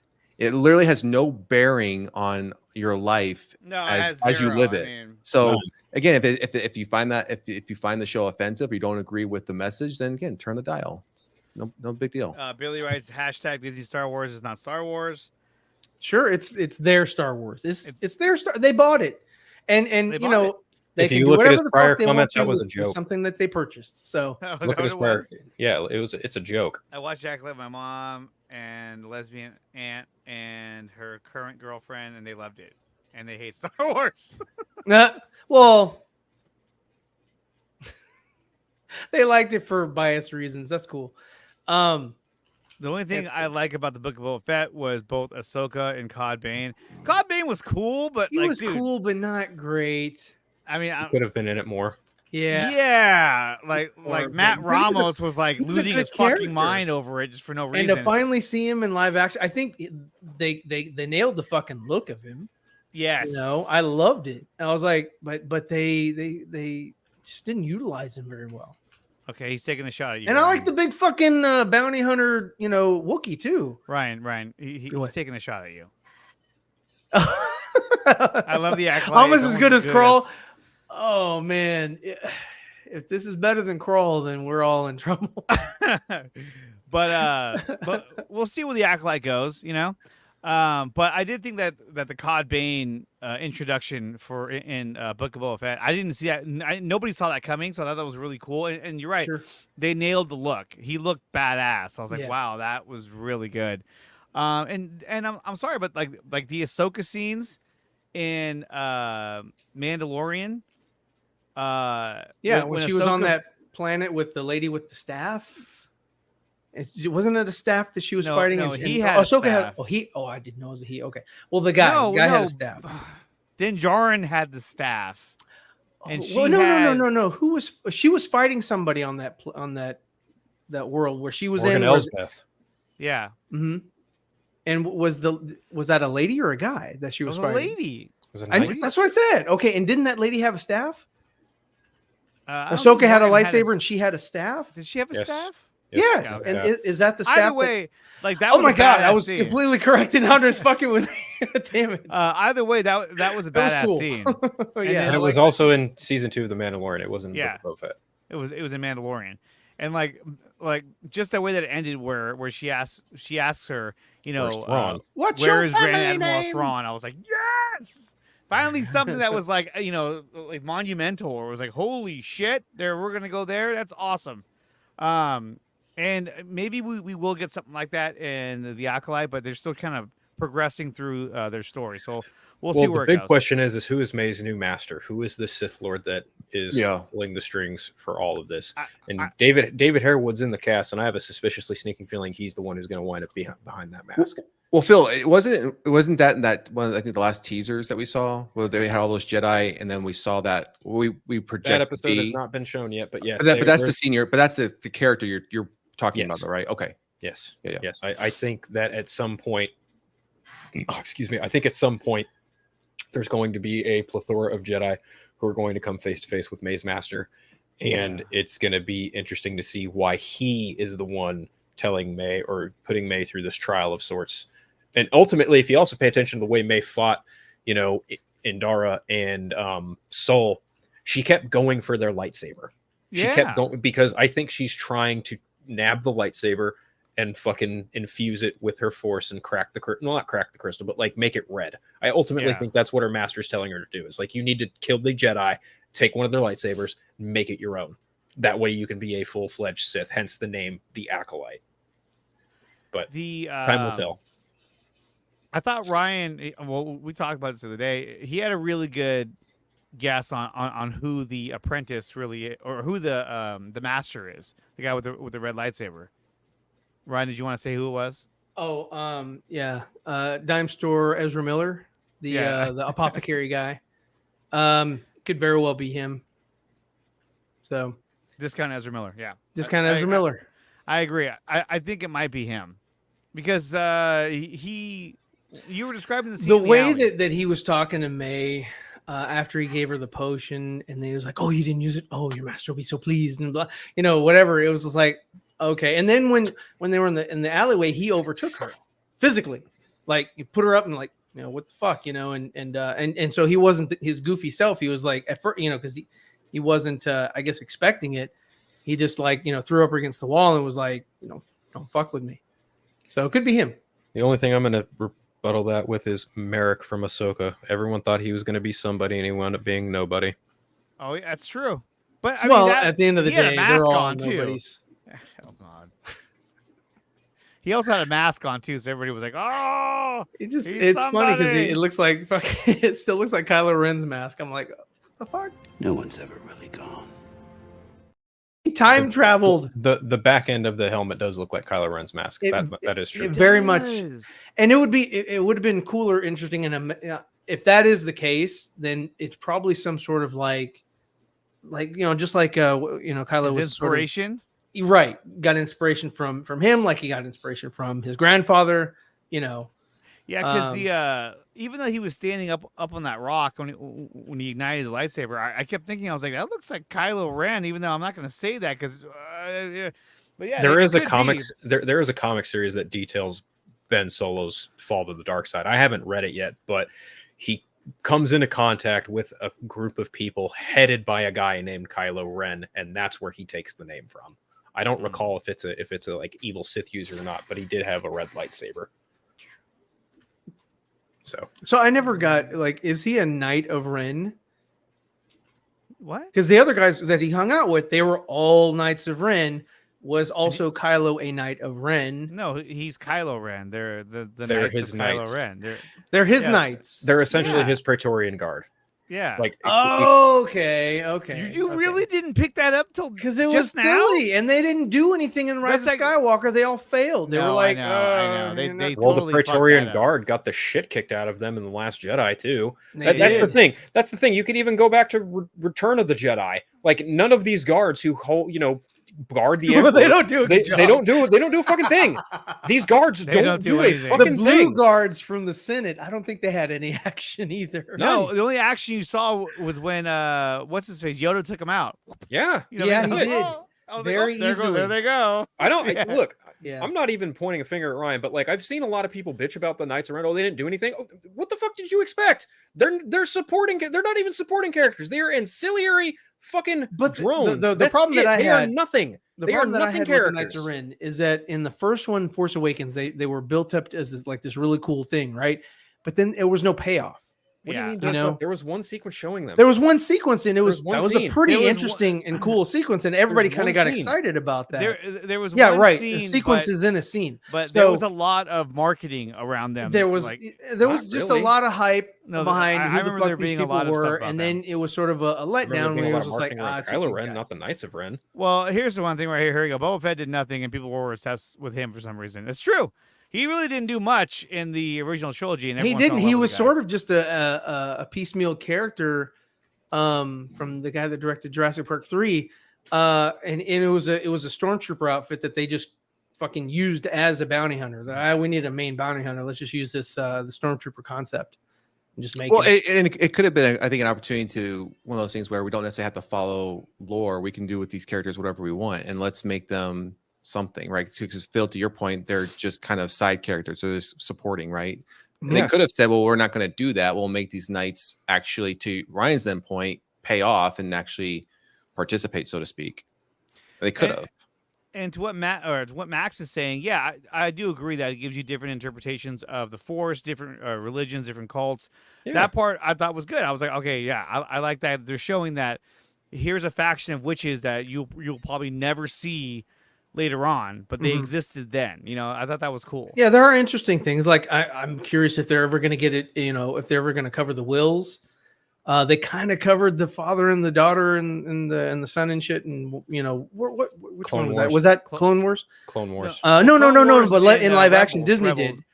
In Ahsoka. It was in Ahsoka. That's Ahsoka. right. Yeah. There you Well, go. they were on their They had a way to get statue or more some into shit. that. Yeah. Well, one of them. Ahsoka is a sequel to Rebels, which is a light sequel to Clone Wars. So it all it flows together. Which is sort of a sequel to Attack of the Clones. The only guards that did something were Snoke's guards in The Last Jedi. against. I mean, And they lost. They all lost. Yeah, but if you watch the choreography, it's not that great. No, it's not. There's some really bad editing in that scene. There's some really bad editing in that fight. They lasted longer than they lasted longer than they. The Knights of Ren didn't last long at all. They didn't I was last like, long. oh, They're you like, just oh, have... well, then Ray, he's like, I trained you to die. Ray fought even more of them single-handedly in The Rise of Skywalker before Ben showed up anyway. So they're useless. These Praetorian guards in red-clad armor are fucking useless. They are just Knights as of useless. Ren, They're useless too. They are. I thought going into it that they were going to be they were Luke's students that he took from the academy, and then they became his Knights of Ren. Praetorian guards? No, Knights of Ren, you dumbass. I just said that. And so I thought that's what they were going to do. Instead, it was like they were just these dudes that like he. Yeah, I agree. I had a similar thought. I was like, one had a big axe. Yeah, I was like, some of them could just be, they weren't even force users or whatever. Like, oh yeah, and they've got no fucking, force abilities or anything. But I was like, maybe one or two of them could have come from Luke's, failed, order. This is what happens when you hire a J.J. Abrams and Ruin Johnson. I think the problem with the sequel trilogy is that no one reined them in. No one was an overseer of the story and really held to their guns. Like the fucking Rise of Skywalker was a complete detraction or departure from whatever, the Jurassic Park guy was going to do. Because his movie sounded terrible. No, not just that his movie sounded terrible. The Duel of the Fates. I remember that was his. It was but ridiculous. it had some cool stuff in it, but it also had some really stupid shit in it. But the thing is that story was something that I guess they were like, no, this is how we're going to fucking end it, and it didn't solely come from him. That had to be some sort of architect. I don't know, Kathleen or someone else, but there had to be some architect that was like, no, these three stories. Conley. It was either him. It was him and Derek Conley, and then someone else took a stab at it before JJ and Chris Terrio came back and rewrote the whole thing after Carrie Fisher died. Yeah, I don't remember who came in, but yeah, that whatever draft I read, it was 2016. It was right before Carrie Fisher died, and the date was like December, like a week before Carrie Fisher had died was the final date on that draft of the script that I'd read, and it was not great at all. Like it was not good. I don't know why they thought it was an A-OK, let's do this as the final movie, because it sounded horrendous. Yeah. But she had a bigger role in it, right? Right. Carrie Fisher had a much bigger. Oh, no. Carrie Fisher had a bigger role. Carrie Fisher had a huge role. Rose Tico had a more substantial role with Finn. She was going to be around with them throughout the majority of the movie. Rey was going to have a double-bladed lightsaber the entire time, and Kylo Ren was going to go full-on evil, no redemption whatsoever, and he was going to wear like a more mechanized version of his mask, and he was going to run into another master that Sidious had, who was not Darth Plagueis, some goofy-ass fucking character named Tor Val made specifically for that movie, and would have shown Kylo Ren how to extract like the Force life from other beings, and I was like, this is fucking stupid. The only thing I liked was that either Anakin or Luke was like Force Ghost, and they were fucking with Kylo. Okay, so that was after he fought Tor Valum. He was going to fight a version of Darth Vader, and that also made no sense and sounded stupid to me as well. And so, like, same thing with like Rise of Skywalker. I was like, cool, Harrison's back or whatever. He just came back because Carrie unfortunately passed away. But I thought it would have been better if it had been Hayden Christensen, the one person that Ben fucking idolized and shit to talk some sense into him. Like, yo, you've been following me for this long, dude. I changed my ways. You should too, or some shit like that. Not cool. just that. I see where you're coming from with that, but that just doesn't make any sense because he did not know him as a person. So that kind of thing only works in a comic book because it happened with Cade Skywalker and Luke Skywalker. But they could have done something to build up to that, like in the other two movies, because he had his mask and he was like, show me again or two, because so when he said that, which was in The Force Awakens, he was like, I forgot the fucking line because I haven't seen it in years, but he was like, show me again, the ways of the Force or some bullshit like that. And I was like, well, apparently he's heard some audible voice from this helmet, this burnt singed or he thought Vader he helmet. heard. You know what I mean? Thought he Eh, hurt, and it turned it out to could be be. Emperor Palpatine. It was Palpatine the entire time. He was manipulating him. Yeah. So silly. Okay. You forgot. But it would I have get been it. It's cool. fine. It would have been cool if it had been some form of like, essence of Hayden and trying to help him out or some bullshit like that. Just try like, hey, I'm gonna meet you where you are and hopefully pull you out of it. I'm not gonna come to you fucking all pious and shit and like, hey, yo, that ain't the way. Let me preach to you for fucking 3 movies. It would have been cool if he was like, yeah, let me help you out of this. Because he idolized him and shit. So would have been cool. He had to have known something about his grandfather. And in Star Wars, they have technology that fuck, they have hologram technology. His mom could have showed him something from her dad. As far as like, this is who he was, Darth Vader or whatever. This is It's holograms. tough to say because this is so far removed from even Revenge of the Sith, when Coruscant had the Temple of the Jedi. Everything would have been completely decimated by the Galactic Empire. So I don't know that there would have been any kind of record of Anakin anywhere. Maybe Luke they could have built that into it. Like, Luke went, in search of or whatever and found, things that incriminated Anakin, but also things that, like training simulations or whatever. That's the thing. The only Bloodline. No, I don't have Bloodlines. I've just got Shadow of the Sith. I still need to finish that book, by the way. The only person, if she's even still alive, that has any kind of record of Anakin Skywalker would be Ahsoka. And we know that because of her TV show. But is she still alive by the time Rise of Skywalker happens? Yes. I don't know. If there was one thing I personally would have wanted to see in Rise of Skywalker, it for me, if you couldn't get Carrie Fisher for obvious reasons, bring in Rosario Dawson and have her be Rey's new master. That to me would have made more sense. Mm-hmm. But I digress. That's neither here nor there. It would have been very interesting to see. It would have been very interesting to see like Luke like come and tell her, hey, seek out Ahsoka, or whatever. Like, I know the bitch. I met her in fucking Mandalorian. I don't even think she was cast at that point either. So no, she wasn't. She wasn't. I think it would have been cool if she was a fan cast. So they probably she was a fan cast. You're right. She was a fan cast that Filoni was like, hey, that's a good idea. Let's just do it. Like, oh yes, I should use it for my favorite character. It would have been cool if the Rise of Skywalker ended with her trying to seek out Ahsoka. That would have been like, oh, cool. Like, where is this going to go? Now I want to see this. But at the same time, we hadn't even seen Ahsoka since the animated series. So if we would have had what we had now, then it would have been cooler to say, oh, go find Ahsoka. Holy shit. So, guys, we spent like the last hour talking about. I know. I was like, we should probably. If you move on haven't to seen our the Acolyte, go see episode 3. As you can see, there's a lot to talk about and a lot to unpack when we talk about the Acolyte. But I haven't seen it, but I have a lot to say. I got a lot to say. So let's go to Phil at the movies. No, no, I know he left. I know, as he leaves. So let's go on to some more breaking news that we got here. Wow. And here it is. Oh, he's going to be the new Blade? Demonage is no longer set to direct Blade. So now Blade has lost its current director again. This is not a good sign for Blade. I really thought that they were finally getting things together, and now the director has exited the project. I think we talked about this a month or so ago on the show. And I think then something had happened. I think that's what maybe it was less than a month when it got delayed, when they shifted out the date again.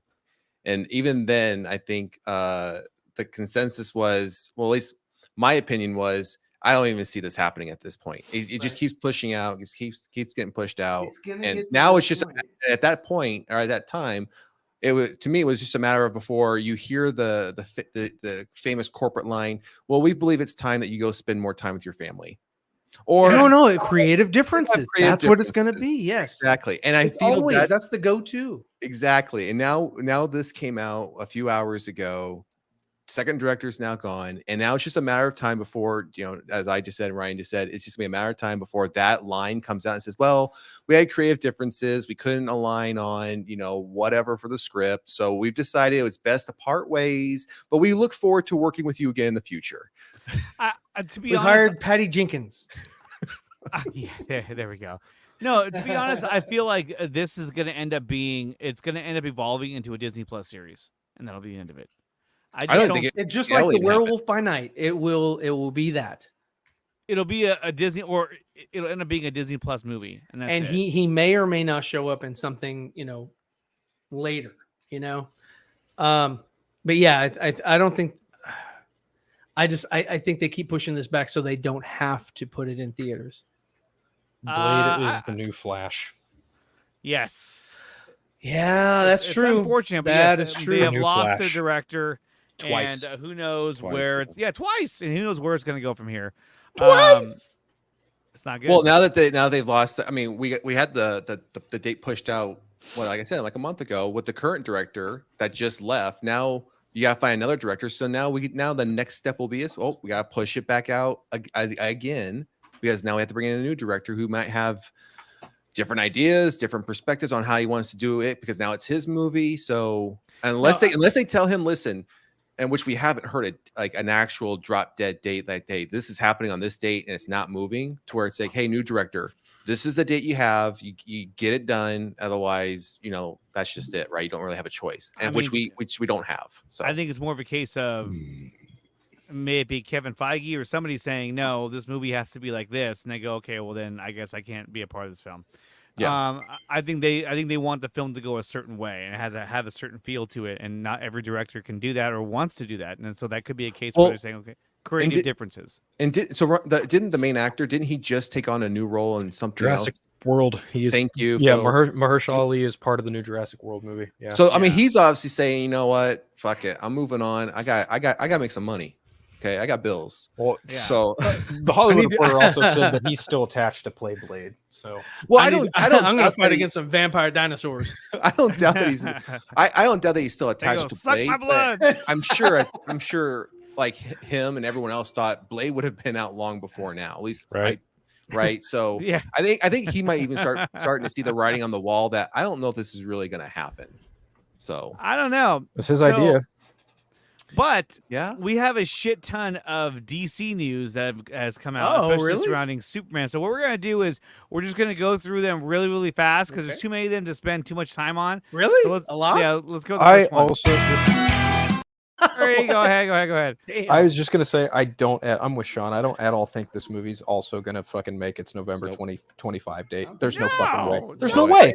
There's absolutely no way. There's We've not been even saying that for a while. script. Yeah, We've been saying this for so long. Like, not thank you. Yeah, now they've got fucking Eric Pearson doing another rewrite over Michael Green's script. It's like, what the fuck are you doing with Blade, dude? I think you have a better shot at seeing Mahershala Ali's Blade show up as a cameo in another one of these movies. Yep. They're going to have Where you're Stephen like, Dorff oh. come back. See, yeah, Stephen Dorff's going to I come agree. back. I agree with Andre. I think Yeah. he's for sure gonna like get a like full-fledged like physical cameo in another project before his own movie even fucking comes out. And honestly, you know what? They kind of should do that because that's how they used to fucking do it. That's how they used to do it. That's how they used to do it. It's Um, like, what the fuck are you doing, Like Marvel? the Doctor Strange movie that they're working on, he could be a part of that. you Right. know? Yes. And that's Or why or there's your Blade. Or even like fucking maybe Thunderbolts. Maybe, but that's like Maybe. a fucking dark stretch right there. I don't know. But definitely like Doctor Strange, because that feels, they're you can kind of intertwine the two a little bit there. And what was the name of the new Doctor Strange movie too? It has a title, I think it does. Really? As far as I know, it hasn't even been confirmed. yeah, I don't Like, Yeah, like yeah, where'd you maybe- get that from, Andre? I think I read it on something and I thought it was real. we know a third movie is happening based on the way Multiverse of Madness ended, because he fucking meets up with Clea, who is the daughter of Dormammu, who's played by Charlize Theron. So it's like, okay, they're clearly doing a third Doctor Strange movie. Yeah. and My when- guess, it's like, does it happen before or after Secret Wars? Though that is the real question. Oh, these are fake. Never mind. It Yeah, I was said, gonna say, I don't Doctor see Strange anything that 3 comes out of the in name, the yeah. Dark Dimension. I thought that was. That sounds fake. Well, it is. So okay, so let's do the DC news Into real the fast, Spider-Verse. and we're gonna do this as like a speed round. So here we go. Okay, Oh. James Gunn on whether Jonathan Kent will be alive in Superman. He said, well, I don't think I'd hire Pruitt to play a dead person for the entire film. So he did give some light on that. So it looks like we may be getting a Jonathan No. Kent that's going to be alive in this universe. Oh, wow. I couldn't have said that a fucking year ago. Yeah. Well, we knew that he was going to do something different. And then you got this news here. James Gunn debunks recent rumor that the Batman Part 2 and 3 will be shooting back to back next year. He said it's not. Right. So they will not be shooting it back to back next year. And My Time to Shine is the one who said, the rumor I heard is that they're going to shoot it back to back. He said, it's not. Well, there you go. Now you know she's full of shit. Full of shit. Am I the only one? Am I the only one who thinks My Time to Shine Hello is a fucking alt for Grace Randolph? I know someone else that thinks that, but I don't want to say their name. Fair enough. Oh, I think I know who you're talking That's about. like saying I have a secret, but I'm not gonna tell you the secret. Right? Yeah. Right. Okay, so then Sol Rodriguez joins the cast of Peacemaker Season 2 as Sasha Bordeaux. That came out just recently. So Okay. Do you know who this character is, Andre? I do not. Okay. So apparently, based on what I read, this character has ties to Batman. She was apparently Bruce Wayne's bodyguard. She was created and introduced in like the early 2000s. She's also got a major part in Checkmate too. So she's actually a pretty important character. What are we talking about? Like, I don't know, dude. Listen. So that's Welcome cool. to the 4Nerds. She's got a connection to Batman. So there you go. Yeah. So, you know, this guy from The Office, he's going to be in Peacemaker. He's also in 13 hours. He's also in 13 Brightburn. hours. He's also in Brightburn. Yeah, he's the father in Brightburn. Right. The Penguin series is releasing on Max in September. I can't wait for that. Yep.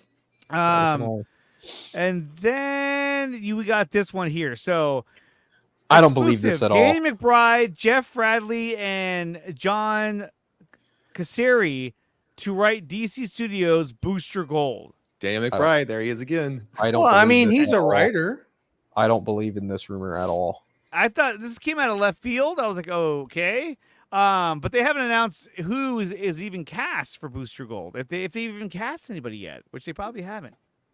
So Okay, my guess is if Booster Gold is cast or getting cast, that to me indicates he might show up in something sooner than his own TV show.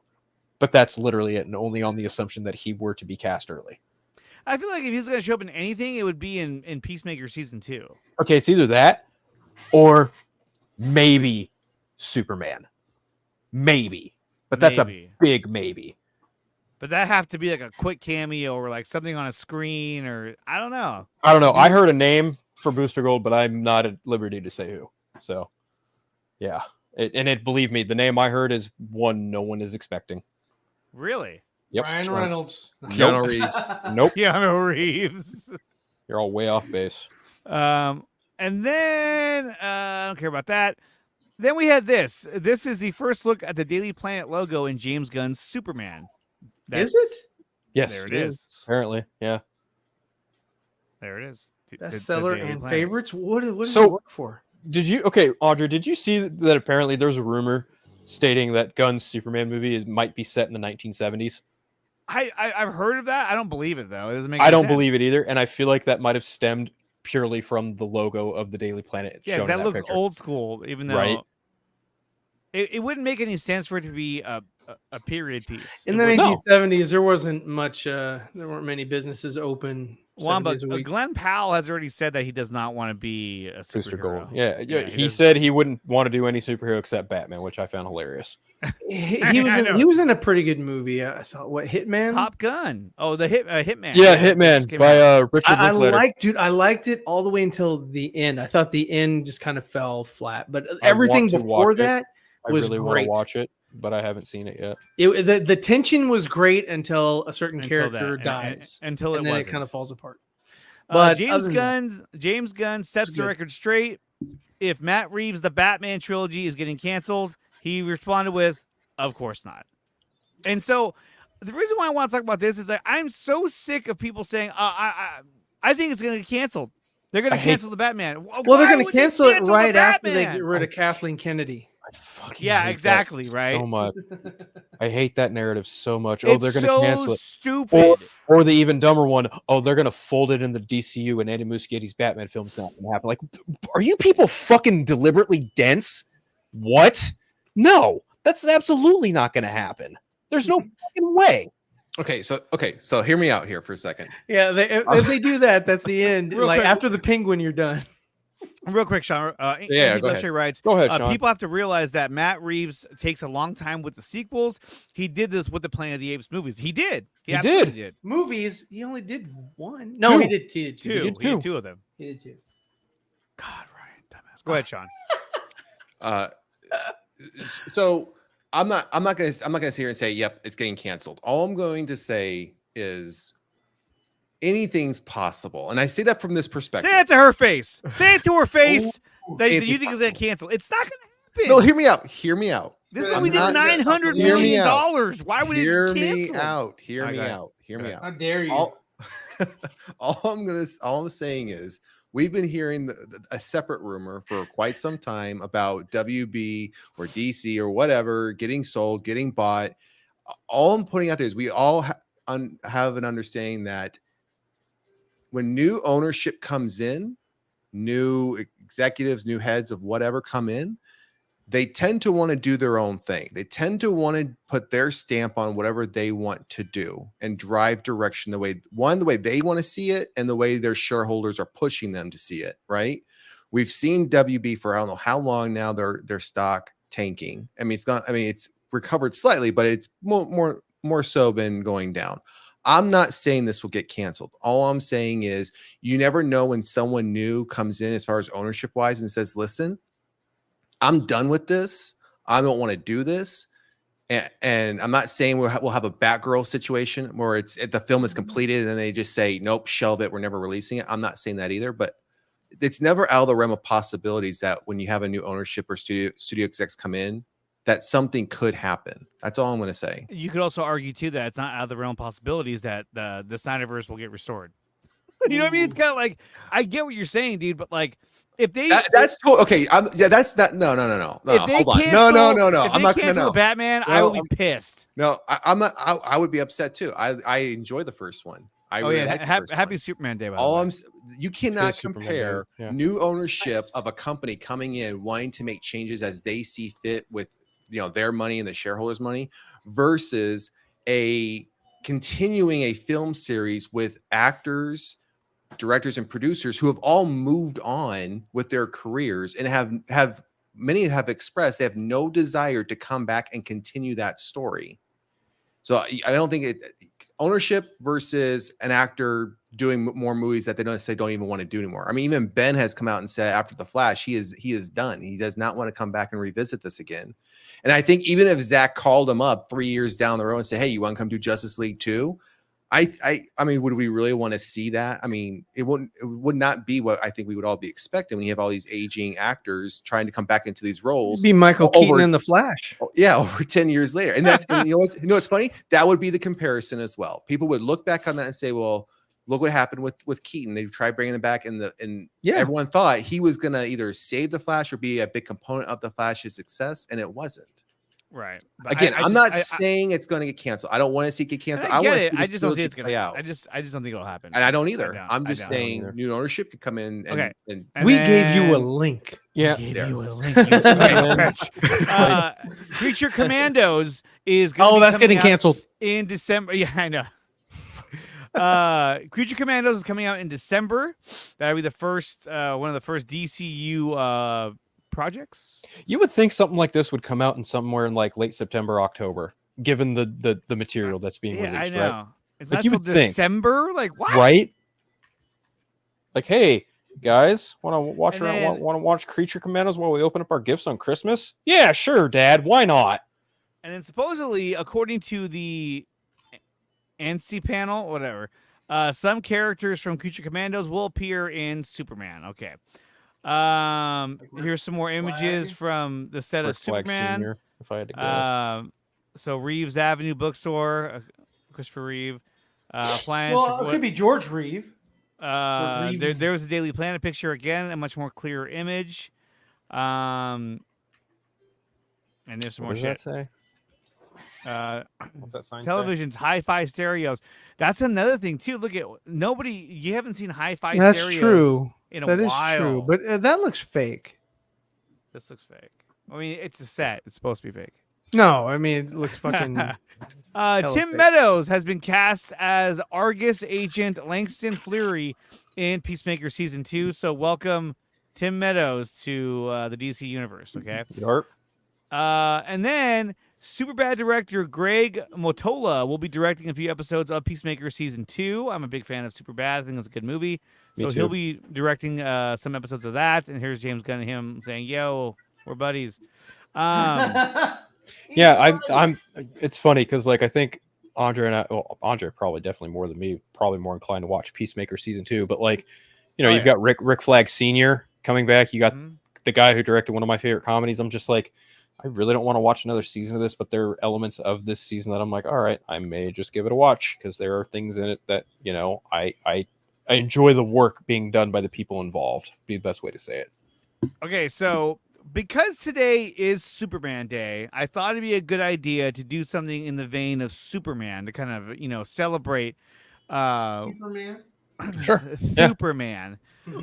So I decided that the best way to do that is to rank all their movies. So let's go over the Superman movies and let's rank what is the worst and what is the best Superman movie. So let's start with, what is this? Should we go in like chronological order of release? Let me see. Let me blow this up a little more. There we go. Oh, That's a PC game up there. Side note is an excellent game. Does the Snyder Cut count as a Superman movie? it's not even on this list, so it doesn't matter. Okay, that's why I asked. Okay, so what's this one here? This one. Which one? This one here. I don't know. Click it. Is that Superman 4? Is it 4? I can't it see say? it. I can't see it. I can't see it. No, Quest for Peace is No, is Quest for right there. Peace is right Yeah, there. right there. Then which So one's that this is one? the worst one. Quest for Peace. Yes, Quest for Peace is the That's worst. debatable. Like Quest for Peace and 3 are arguably the worst ones, depending on how you feel about which one. I like Richard Pryor. It gets better. I just don't See, get Richard Pryor though. Yeah, I'm with Andre on that one. I don't really like the. I Richard found it to be Pryor. I don't Corny like that he was in Richard it. Pryor, but I like the aspect of we got to see someone. You got to see a little Superman. bit of like Chris Brainiac Reeve. or whatever. It's not even Brainiac. It's Not even- not. no, they no. changed it. Hey, Okay. just like in part 4, What's that was this supposed one to be then? Bizarro. What's this What one? what is that? I don't know. It shows him flying away from the city. I don't know what that is. Is that part 2? Or is that just Superman? No, okay, which one? That might be Superman the movie. That might be I- Superman the movie. Here, let me see if I can zoom in. Because the one next to Man of Steel and Superman Returns is definitely Superman 2. Yeah. What is that? Let's see, what is that? That has we'll to be just, Superman the movie. We'll just say that's Superman the movie. That looks like Superman the movie. It's as big Is as it- I can make it right Yeah, there. 'cause Okay, it looks- it's it looks- Superman the movie, Andre. Damn. Yeah. 'cause Okay, it looks so like how do we Reeve. rank Superman the movie? I think it's fucking awesome. I love the fucking movie. I'd call it. Do you good. really? I love it. I grew up on that shit. It's the I'd best call it fucking good. movie. I love that one. It's on equal footing for me as Man of Steel. I think Okay, both are so- fucking solid films. Do we think that it is good, or do we think that it's excellent, or just Okay. regular? Is I it think mid? it's Yeah. good. I think it's excellent. I think it's Really? nothing to rave about. I but think it's fucking good. excellent, dude. This I is the think way it's his way he fucking flies excellent. back in time and he saves Lois. That was and- supposed to be in part 2. They had to fucking change it. It was. That's I know, You're but not wrong. still, Like I the would movie say- is the movie though. you know? It So is. the movie, okay, the released movie, yes, the theatrical release, yeah, I think it's fucking awesome. Yeah, that was gonna be my And part question. 2 was awesome too. But they were both okay. filmed So at the same we'll time. put it as good. It's the same. Fuck you. That's where I. So we're saying Okay, the and first then we're saying is just Connor good. Dorian has a $5 super chat. He says the Penguin series is coming out this September. You liar! Liar! Thank you, Connor Dorian, for your $5 Thank super you. chat.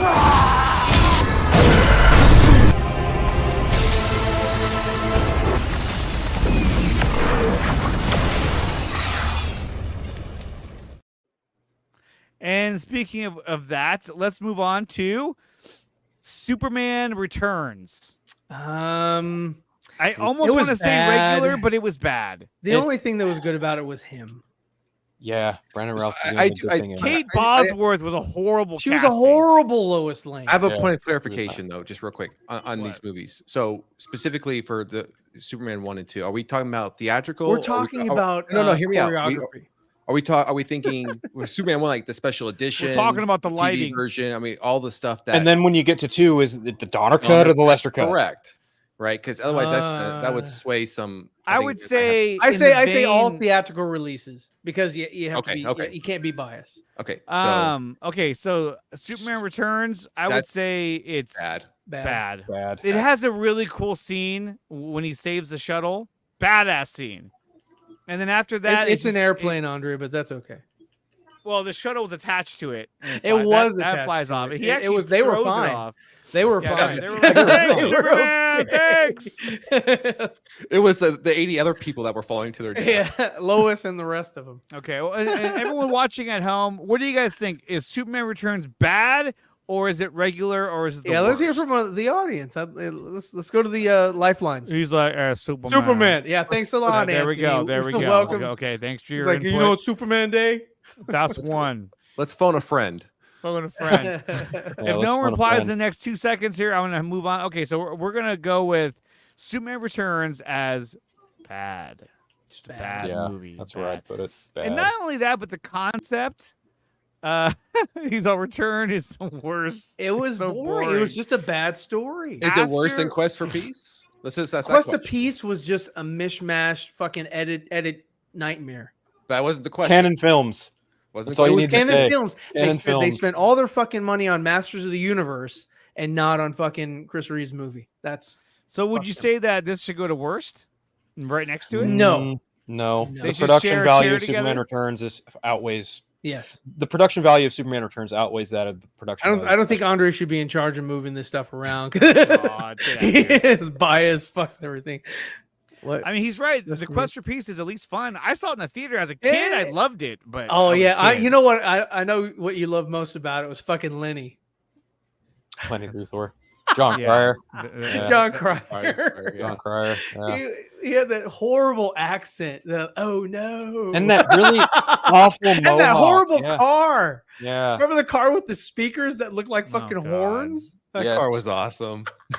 All I know is that you I saw would it- like that car. That car You was would. awesome. I saw it in the would. theater. I saw it in the theater, and I was like, "Man, this is great." Yeah. You loved it. You're like popcorn daddy. Popcorn. I'm popcorn daddy. More popcorn, please, Poppy. More butter. I like butter. I can't believe it's not butter. It's not butter. I felt like popcorn was better than it is now, but that's just- You know what? I can't disagree with I that. think so. I think it's more cholesterol. The buckets were bigger. The butter was butterier. Yeah, Well, the butter was probably butter. That's probably not butter. What fucking you get today. very true. Very butter true. was butter. Yeah. Yeah. That's it. Let me see. Can That's I add it? Let me see. Can you add one? Yeah. What There are you we trying go. to add? I added Zack Snyder's Justice League. Oh, okay. I was like, that's missing from this. Okay, Well, then we already know where that one's going. We know where Okay, the three so- Zack Snyder films belong. Yeah. Oh, we want theatrical okay. release. That's what we fuck. agreed to. Oh We man. agreed to Oh yeah, then theatrical that's gonna come release. off, and then I mean, technically, I saw Zack Snyder's Justice League in a theater, and so did Andre. Yep. No, you yep. did. and- So y'all are the and- only ones that can. but wait,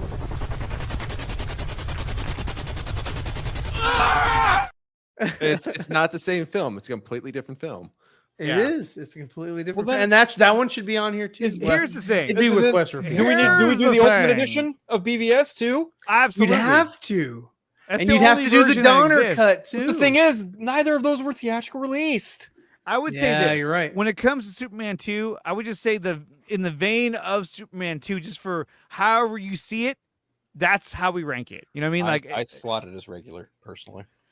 okay, Really? Superman so 2? Superman 2, Superman 2, regular. Superman 2 is like one of my favorites. I It's a- fucking love I this would put movie. I put it up there. It had to be right next to good because they shot them at the same time. if it's not good, if I it- would if- almost right put it between right those, here. I'm but, outvoted. Yeah. I'm I like outvoted. good.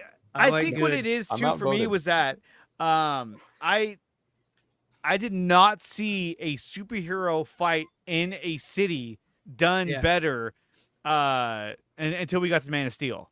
Like the fight when he fights Zod and Feora and the other idiot, like that was Ursa the Non. coolest. That was the coolest shit I had He's ever seen in Cage my life. Non. Yeah. But that was, I mean, you hadn't seen that. It hadn't been It's topped. an awesome fucking movie, man. Part 1 and part 2, man. Those are staples for me.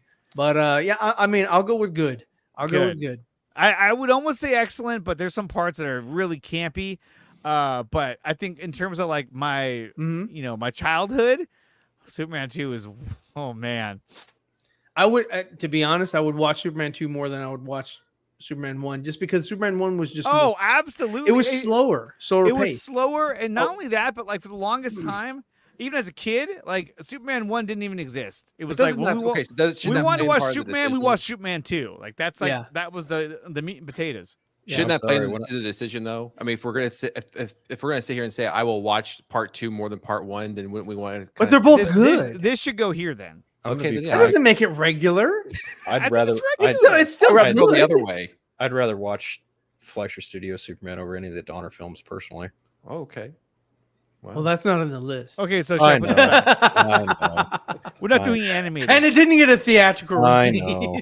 It didn't get a theatrical release. Did Superman and the Mole Men get a theatrical release? I don't know. I don't think so. You know, 1951. Superman was in the Lego movie, so technically. Okay, so now we go to Man of Steel.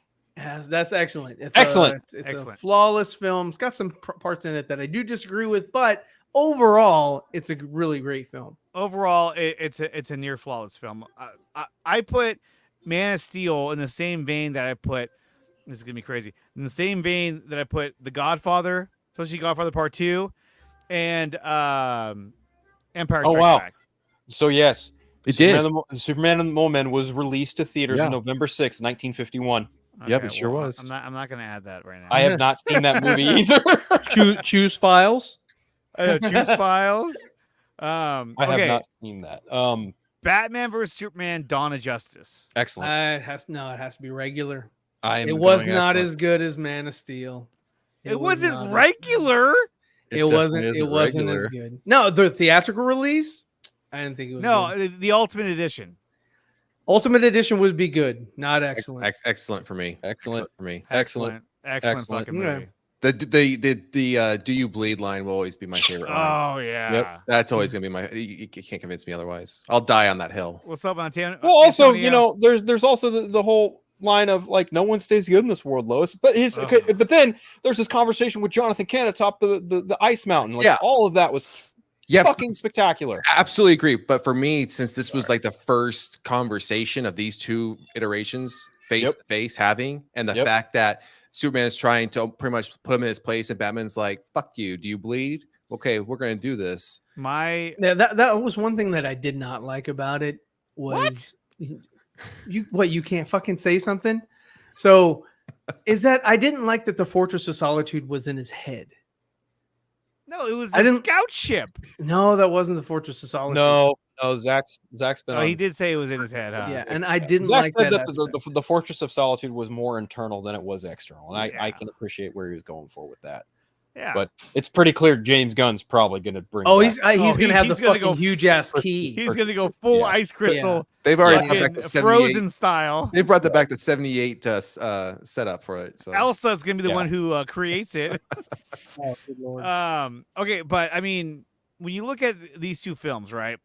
At Man of Steel and BVS. I mean, for me, BVS, one of the best scenes that I love above all. I mean, there's so many good scenes in that movie. Man of Steel? No, BVS. Oh, okay, if you're listening. I'm sorry. What'd you say?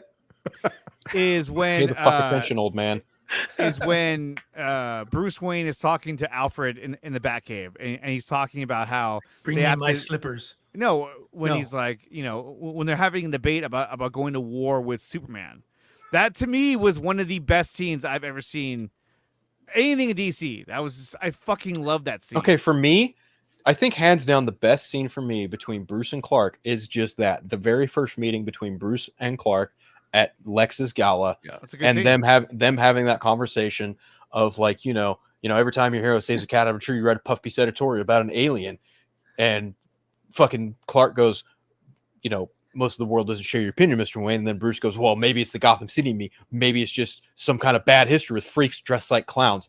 It's that literal dichotomy of them looking at each other and talking about their respective alter egos from a personal perspective, and them not even being aware that they are talking to each other. Like, I think all of that is brilliant. Yeah. And then you take that coupled in with Lex Luthor chiming in with, Bruce Wayne meets Clark Kent. I love bringing people together. It's so fucking fourth wall breaking and brilliant at the same time. It was it's really good. It's just so good. And a Jimmy masterclass Kimmel showcase. ruined that for me. I'm sorry. when he did his but little skit. like Lex Luthor basically breaking the fourth wall and being like cheekily at the audience, like, yeah, I'm the reason they're here. I was like, that is fucking top notch, right? Yeah, there. the only other one for me would be is when he in the night. It's for the nightmare scene when he comes out of the bunker. Yep.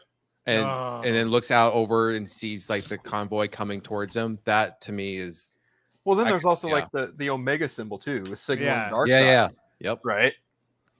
And it's funny too because then there were so many people that like were like, "What's that logo all about?" You know, it's like because it wasn't spelled out for him. It was ridiculous, but Didn't say no, dark it's side no is here. family name. that scene where he talks to Alfred to me, it gives me chills every time. Or even Especially the way he ends it when he says, you know, what was it? We've seen You're what gonna go to promises are war. worth. You know, he's like, we've seen what promises are worth. How many good guys are left? How many stayed that way? You know, it was just like, oh, it's just enough to make you go like, oh, I want more. You know. And then as he then stares at his where the bat suit gets unveiled, and he's just standing there staring at with that mean look on his face. And then he takes a gander at the Robin suit, being like, never again. I'm never letting this fucking happen ever again. Yeah, this definitely belongs in the excellent category. Excellent. Yeah, Ryan, you're on absolutely. your own.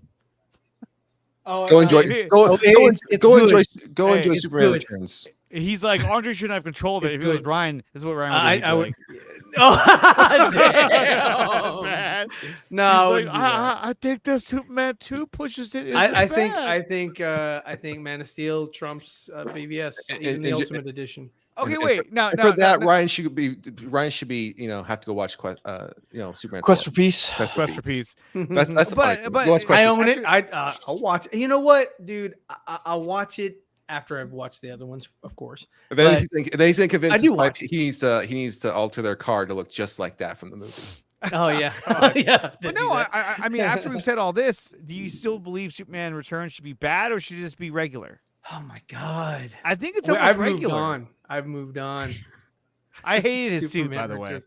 I It was think just Returns bad. stays Like bad they for didn't me. It have stays bad for anything me. for him to do beyond saving the fucking plane. Yeah, They didn't you know have what? anything for. That's- He that was a didn't get in problem. any fights, and that was why they were. Well, he you know, did. clamoring. I mean, He's a a- small he's- one when he took the bullet to the eye. That to the I caused- know, eye, but but that that was- was all that was for gimmicky. aesthetic. I'm He's just saying it was a slight also- fight. He's also kind of a deadbeat dad in that movie too. Yep. Yeah, he just took Oh, so off. good Yeah. point, Bill. Move this to worst. Yeah. James Marsden, the what do you call it? Cyclops? the yeah. The Imagine walking away from X3. Either way, he got kind of fucked depending on whatever movie he did. yeah. But Well, now he's doing Sonic. Sonic. to he's be fair, good. Sonic is awesome. Both Sonic those is movies fucking both rule. Really good. Yeah. Really good fucking I can't movies. wait for 3. The Sonic 3 is gonna be dope as fuck. But man, James Marsden, that poor son of a bitch. But just He the fact that is we've now the- identified we have a Superman that is not, paying child support, bumps him right to worst. Didn't give a shit. He just He left. just did not care. So he Yeah. needs to go to worst. Had And they then- included He had they one night had- stand. He didn't know. had they included that opening That scene movie of him back. going to Krypton, that movie might have been slightly better. You know Only what I mean? slightly. He made her day. I liked Superman the saved Krypton her scene. day. I liked it, but at the end of the day, I was like, it didn't accomplish anything. He showed up Right. there. He's like, "Oh, the planet's destroyed." Yeah, no shit. We knew that already. You Why would spent go- 5 years to figure this out? My father was Congratulations. correct. He's like, everyone's been destroyed. I Krypton, better get out of here. Like, what? Why would you even do all this? So I am But- not. Is anyone really surprised that Warner Brothers tried for so long to do a different kind of Superman movie, and then Bryan Singer comes in and goes, "I want to do a spiritual successor to Superman 2," and then Warner Brothers went, "Okay, perfect. That's fucking not how it right on. happened. We'll just take the budget from Superman Lives and fold it into this," and it's like, That's wonder not how you it guys- happened. No, he wanted to do Logan's Run, and Warner Brothers was like, "We'll give you Logan's Run, but you've got because of what you did with X-Men.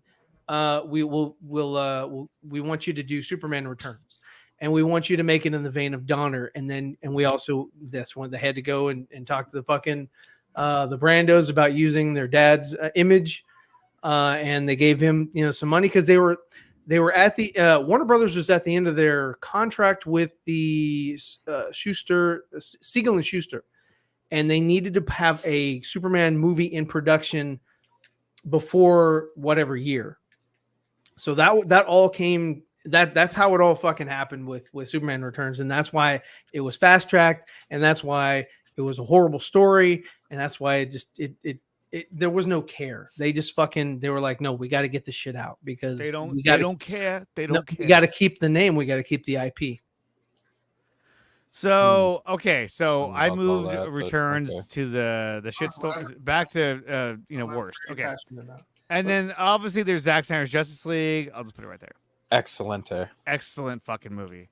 And there's something that Ryan said the other day that I didn't call him out on because I was waiting for a better time. You said you made a claim that the reason why Zack Snyder's Justice League is so good is because he had time to perfect it. Yes, he had a lot of time to think about things, and that's everything. I do the same fucking thing. The more time you give somebody to sort of perfect and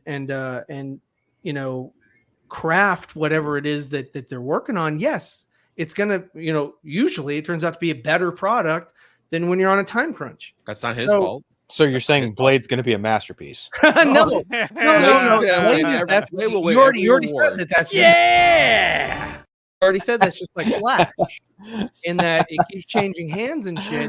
So that's going to be a fucking pile of shit when it comes out. Let's kick some ice.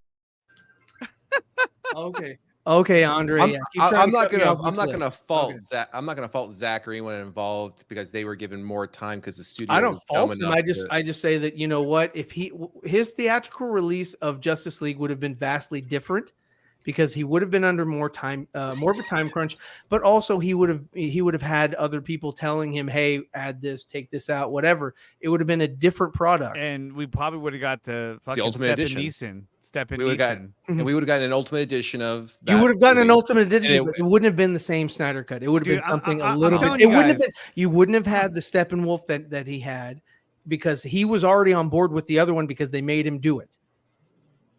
You would have still had the fucking oak hands and shit and fucking all the stupid crap. That's Liam one Neeson's question Steppenwolf was still fucking Zack Snyder's Steppenwolf in the until he 214 actually cut. Yeah, in the 214 cut. exactly. So, dude, that's one question I've always wanted to ask Zack 100% stand behind Snyder. what I said. I've always wanted to ask Zack Snyder is like, did the second design for Steppenwolf, did you sign off on that, or did you know, were you okay with that design? Because That's I a hate good it. question. Yeah, because it's a horrible design. Well, I mean, if going by what Ryan is saying, I don't think he was okay with it, but unless he was being forced to then use it. I think Yes. that's Right. what we're saying here. Yes, it was And a studio mandate. I would also ask him too, who designed that Steppenwolf? Somebody fucking Um, gave him fucking He's like, oak. I got He's one like, idea. Jeff Johns. Yep. His helmet looked like shit. And yeah, he The was whole Liam the Neeson. whole entirety of it look the was- whole look of that version of Steppenwolf just looks like garbage. It Doesn't look good at all. And for that reason, I'm so much more appreciative to the the one that with all the blades and shit. That looks fucking amazing. Like no other, like point to me any other villain that can be on par as far as looks are concerned with him. I'll give The you only one one right that- here. I'll give you one right here. No. The only other one that kind of comes close to that as far as the way it looked was yeah, he's gone. See you later, Paramount. Is that one from Thor that was like, it sort of it moved as well. It was The Destroyer. yeah. And In the first one. the only Yeah. one the first one. Yeah. It's the only one that I can think that would be like kind of similar to it was, all CG, it had moving Yeah, metal but at the same shit. time, that for that time that it came out, it wasn't that bad. But let's also pretend though that Steppenwolf wasn't necessarily the biggest problem, even if that was the design. If Zach never would have left, and that was the design that is being used. If we still would have ended up something close to what we got in 2017, Steppenwolf wasn't even the biggest problem of that film. No. It was the chain or the shift in tone and also in story. But he still would have had to. I'm really curious.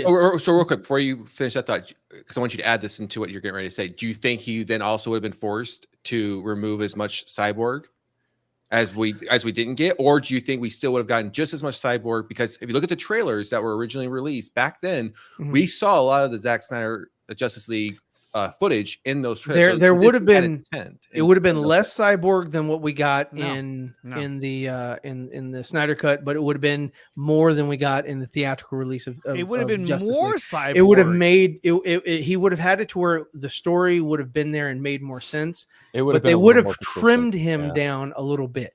Well, think they if would have you trimmed him compare down it a to- little bit. If you compare it to the 4-hour cut, yeah, they're going to trim it down a little bit. Yeah, well, But obviously, in the, yeah. in the same vein, he would have had a much bigger role. I think Now, in I Zack think- Snyder's Justice League, Superman would have just been in regular colors, because that's he would not have been able I to don't do know. that because that was a studio thing that he was against. I He was think up against. At the end of the day, he would have when the That's why he director's had cut a would've- cape. When the director's cut came out, he would have been in the black suit. Yep.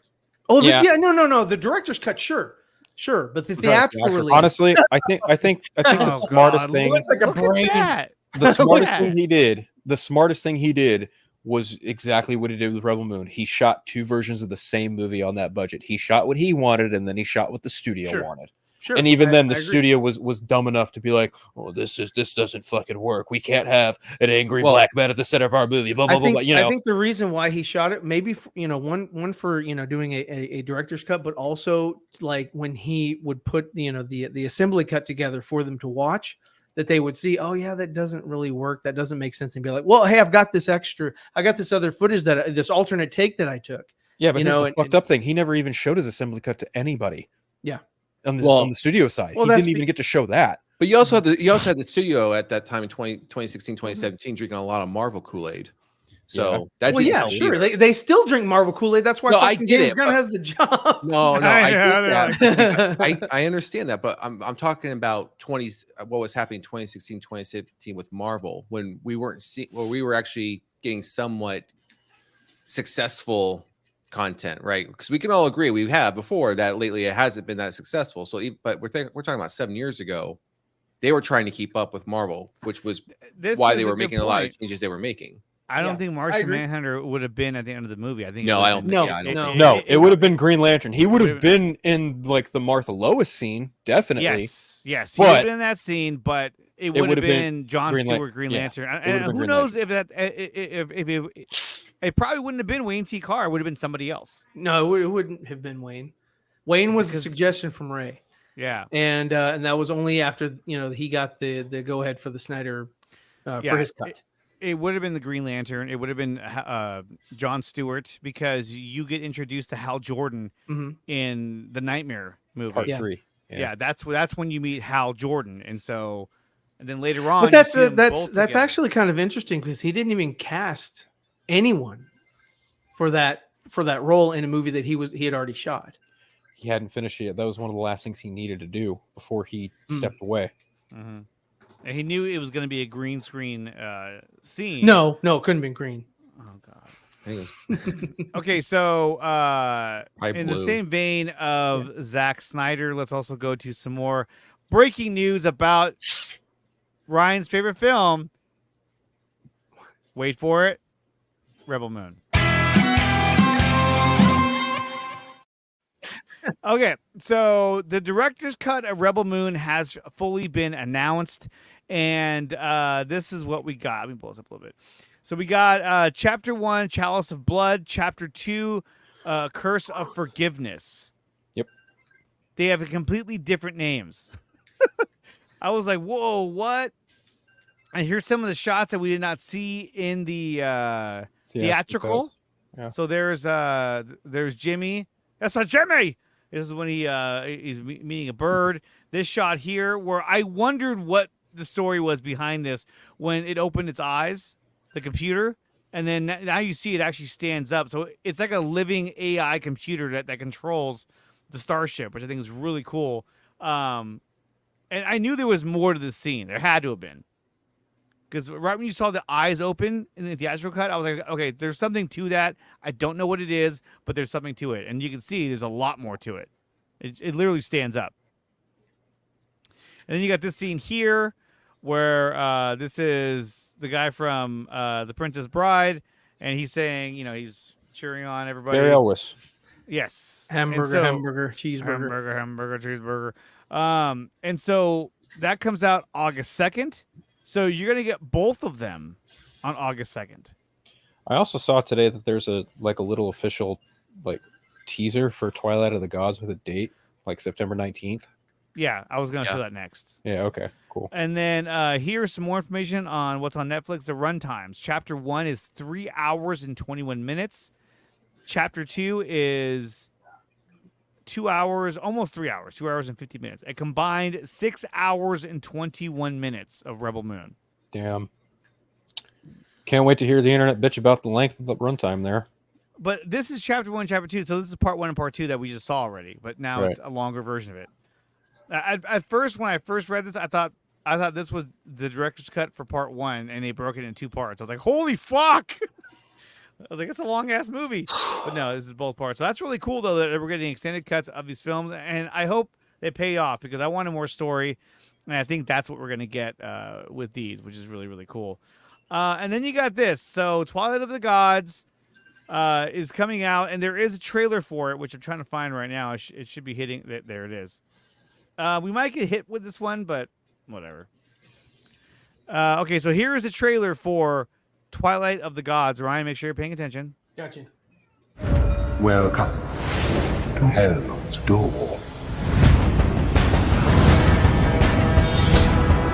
We fear no gods. They want war. I will give it to them.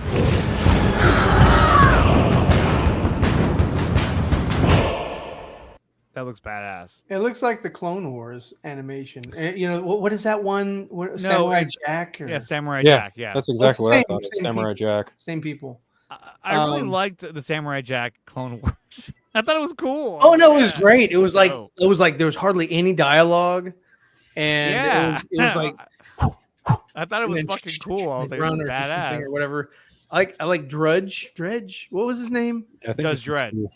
No, idiot. It had Judge to been Dredd. Judge Dredd. Oh, It was definitely Judge Dredd. Dirge. movie- His no, name was the- Dirge. The movie Dread, badass, with Carl Urban. Yeah. Yeah, Fucking Yeah. love that movie. he's gonna make a sequel.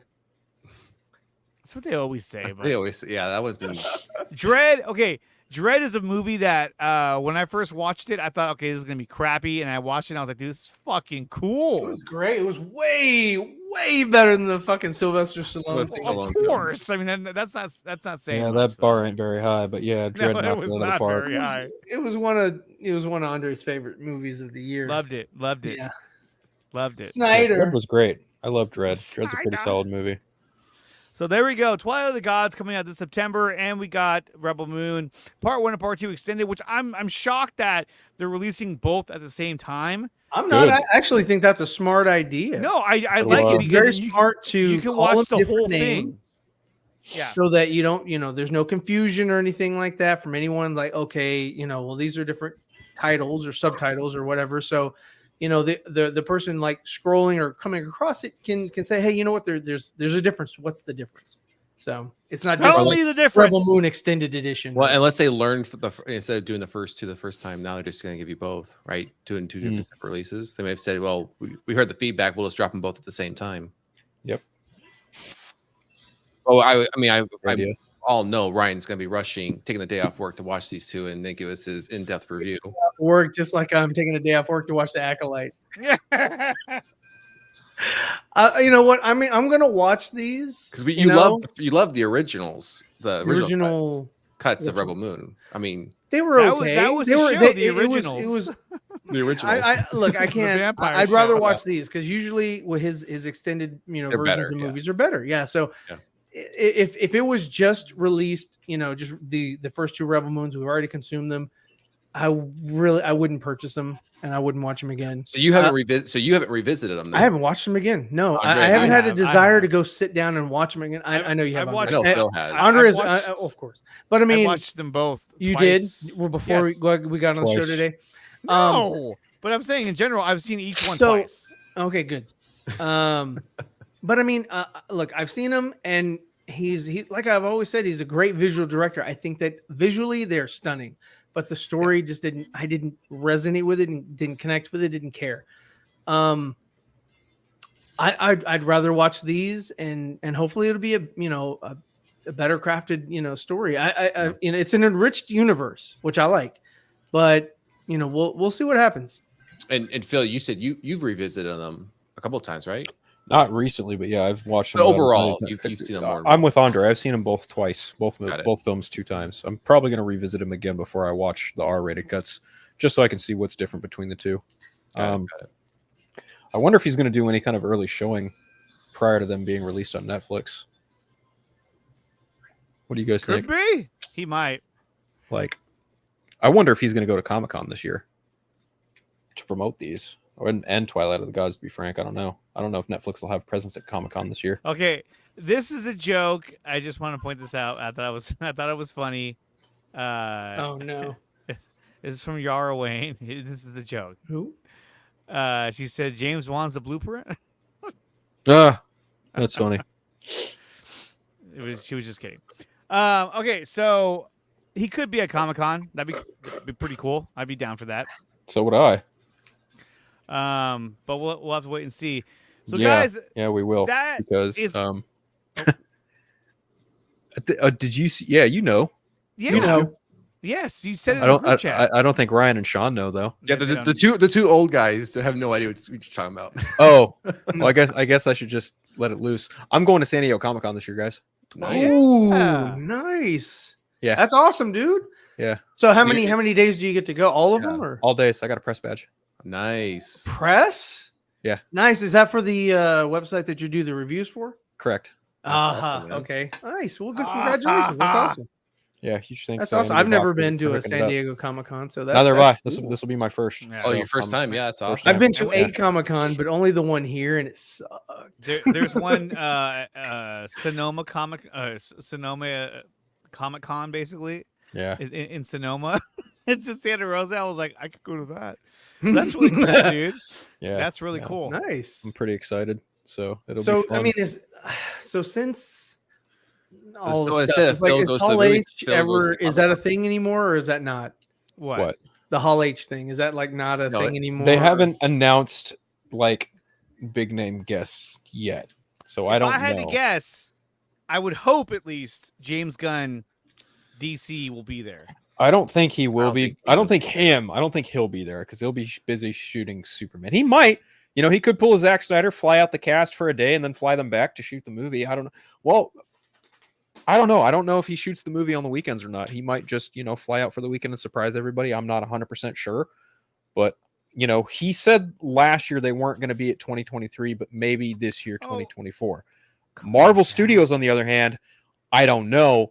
I could see them doing like a free screening of Deadpool and Wolverine. But what else could they bring to Hall H if they were to go to Hall H? Neither one of them really need Comic-Con at all anymore. They kind of just do their own thing and announce what they want when they want to. But I could see like Sony bring in footage of Venom and Kraven. Hall H. Oh, I could see that happen. I could absolutely see that happening at Hall H. So it's like, if you liked Madam Web, I could see. if you were a fan of Morbius, I could see the animation departments making an appearance at Hall H. for the final Across the Universe or Spider-Verse thing. I doubt it. I doubt Beyond the Spider-Verse might have presence. I could see like Warner Brothers Animation showing off something from Watchmen, that animated Yeah. movie they're They working need on. to show something from the fucking Creature Commando shit that people are supposed to care about. They just That's what- showcased it today at some fucking animation expo or Well, something. then yeah, they'll probably it probably won't get like some some big theatrics behind it, but they'll probably okay. You okay there? I'm great. Okay, great. Well, good for you. Guys, make sure you smash the like button and subscribe to the channel. That's gonna do it for the show, guys. We've reached our 2-hour mark. I want to thank Ryan, Phil, and Sean for coming out here. Yo. Dawson is not here. He is on assignment. Oh, he's not. And he'll be back next week. Yeah, if you hadn't realized it yet, he's not Wow. here. Bitch. That was good. That was That time. was good. Actually did So let's go around the horn. Ryan, where can they find you and all your content? You can find me on my channel, Zeever Comics. You can also find me on Instagram. Yeah, it's no longer at Zeeverfett. This is really outdated. That's outdated. Yeah. But yeah, Yes, so Phil, I have filter.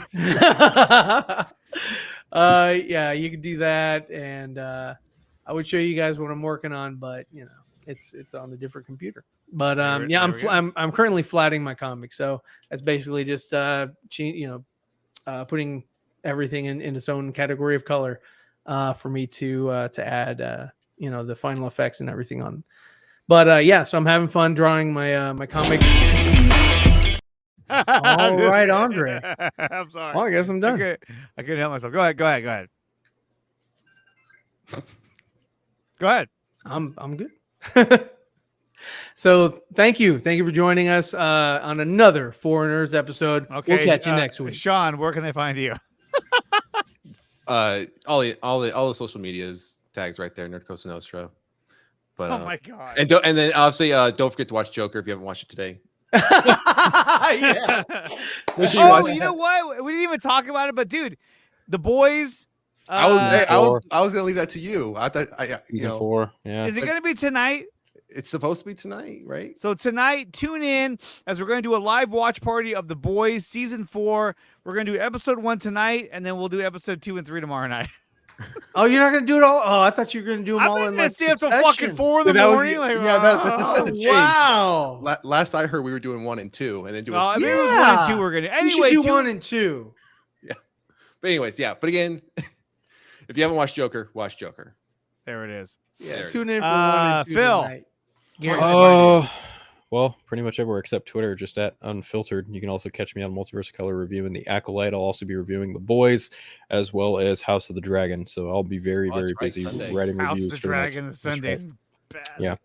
Can't Yeah, I'll wait. be reviewing all 3 of those shows over the next coming weeks. So be on the lookout for those reviews to drop. Multiversecolor.com. Nice. Awesome. And guys, if you want to follow me, just go to this website, which is right here. Go to nickatina.net. What the fuck is this? All 3 of my channels are on there. And so you can join the communities and become a member of 2 of them at least. So there's something for everybody on there. So definitely check out nickatina.net for to follow me in all my channels. No! Okay. It's just dumb. Oh no.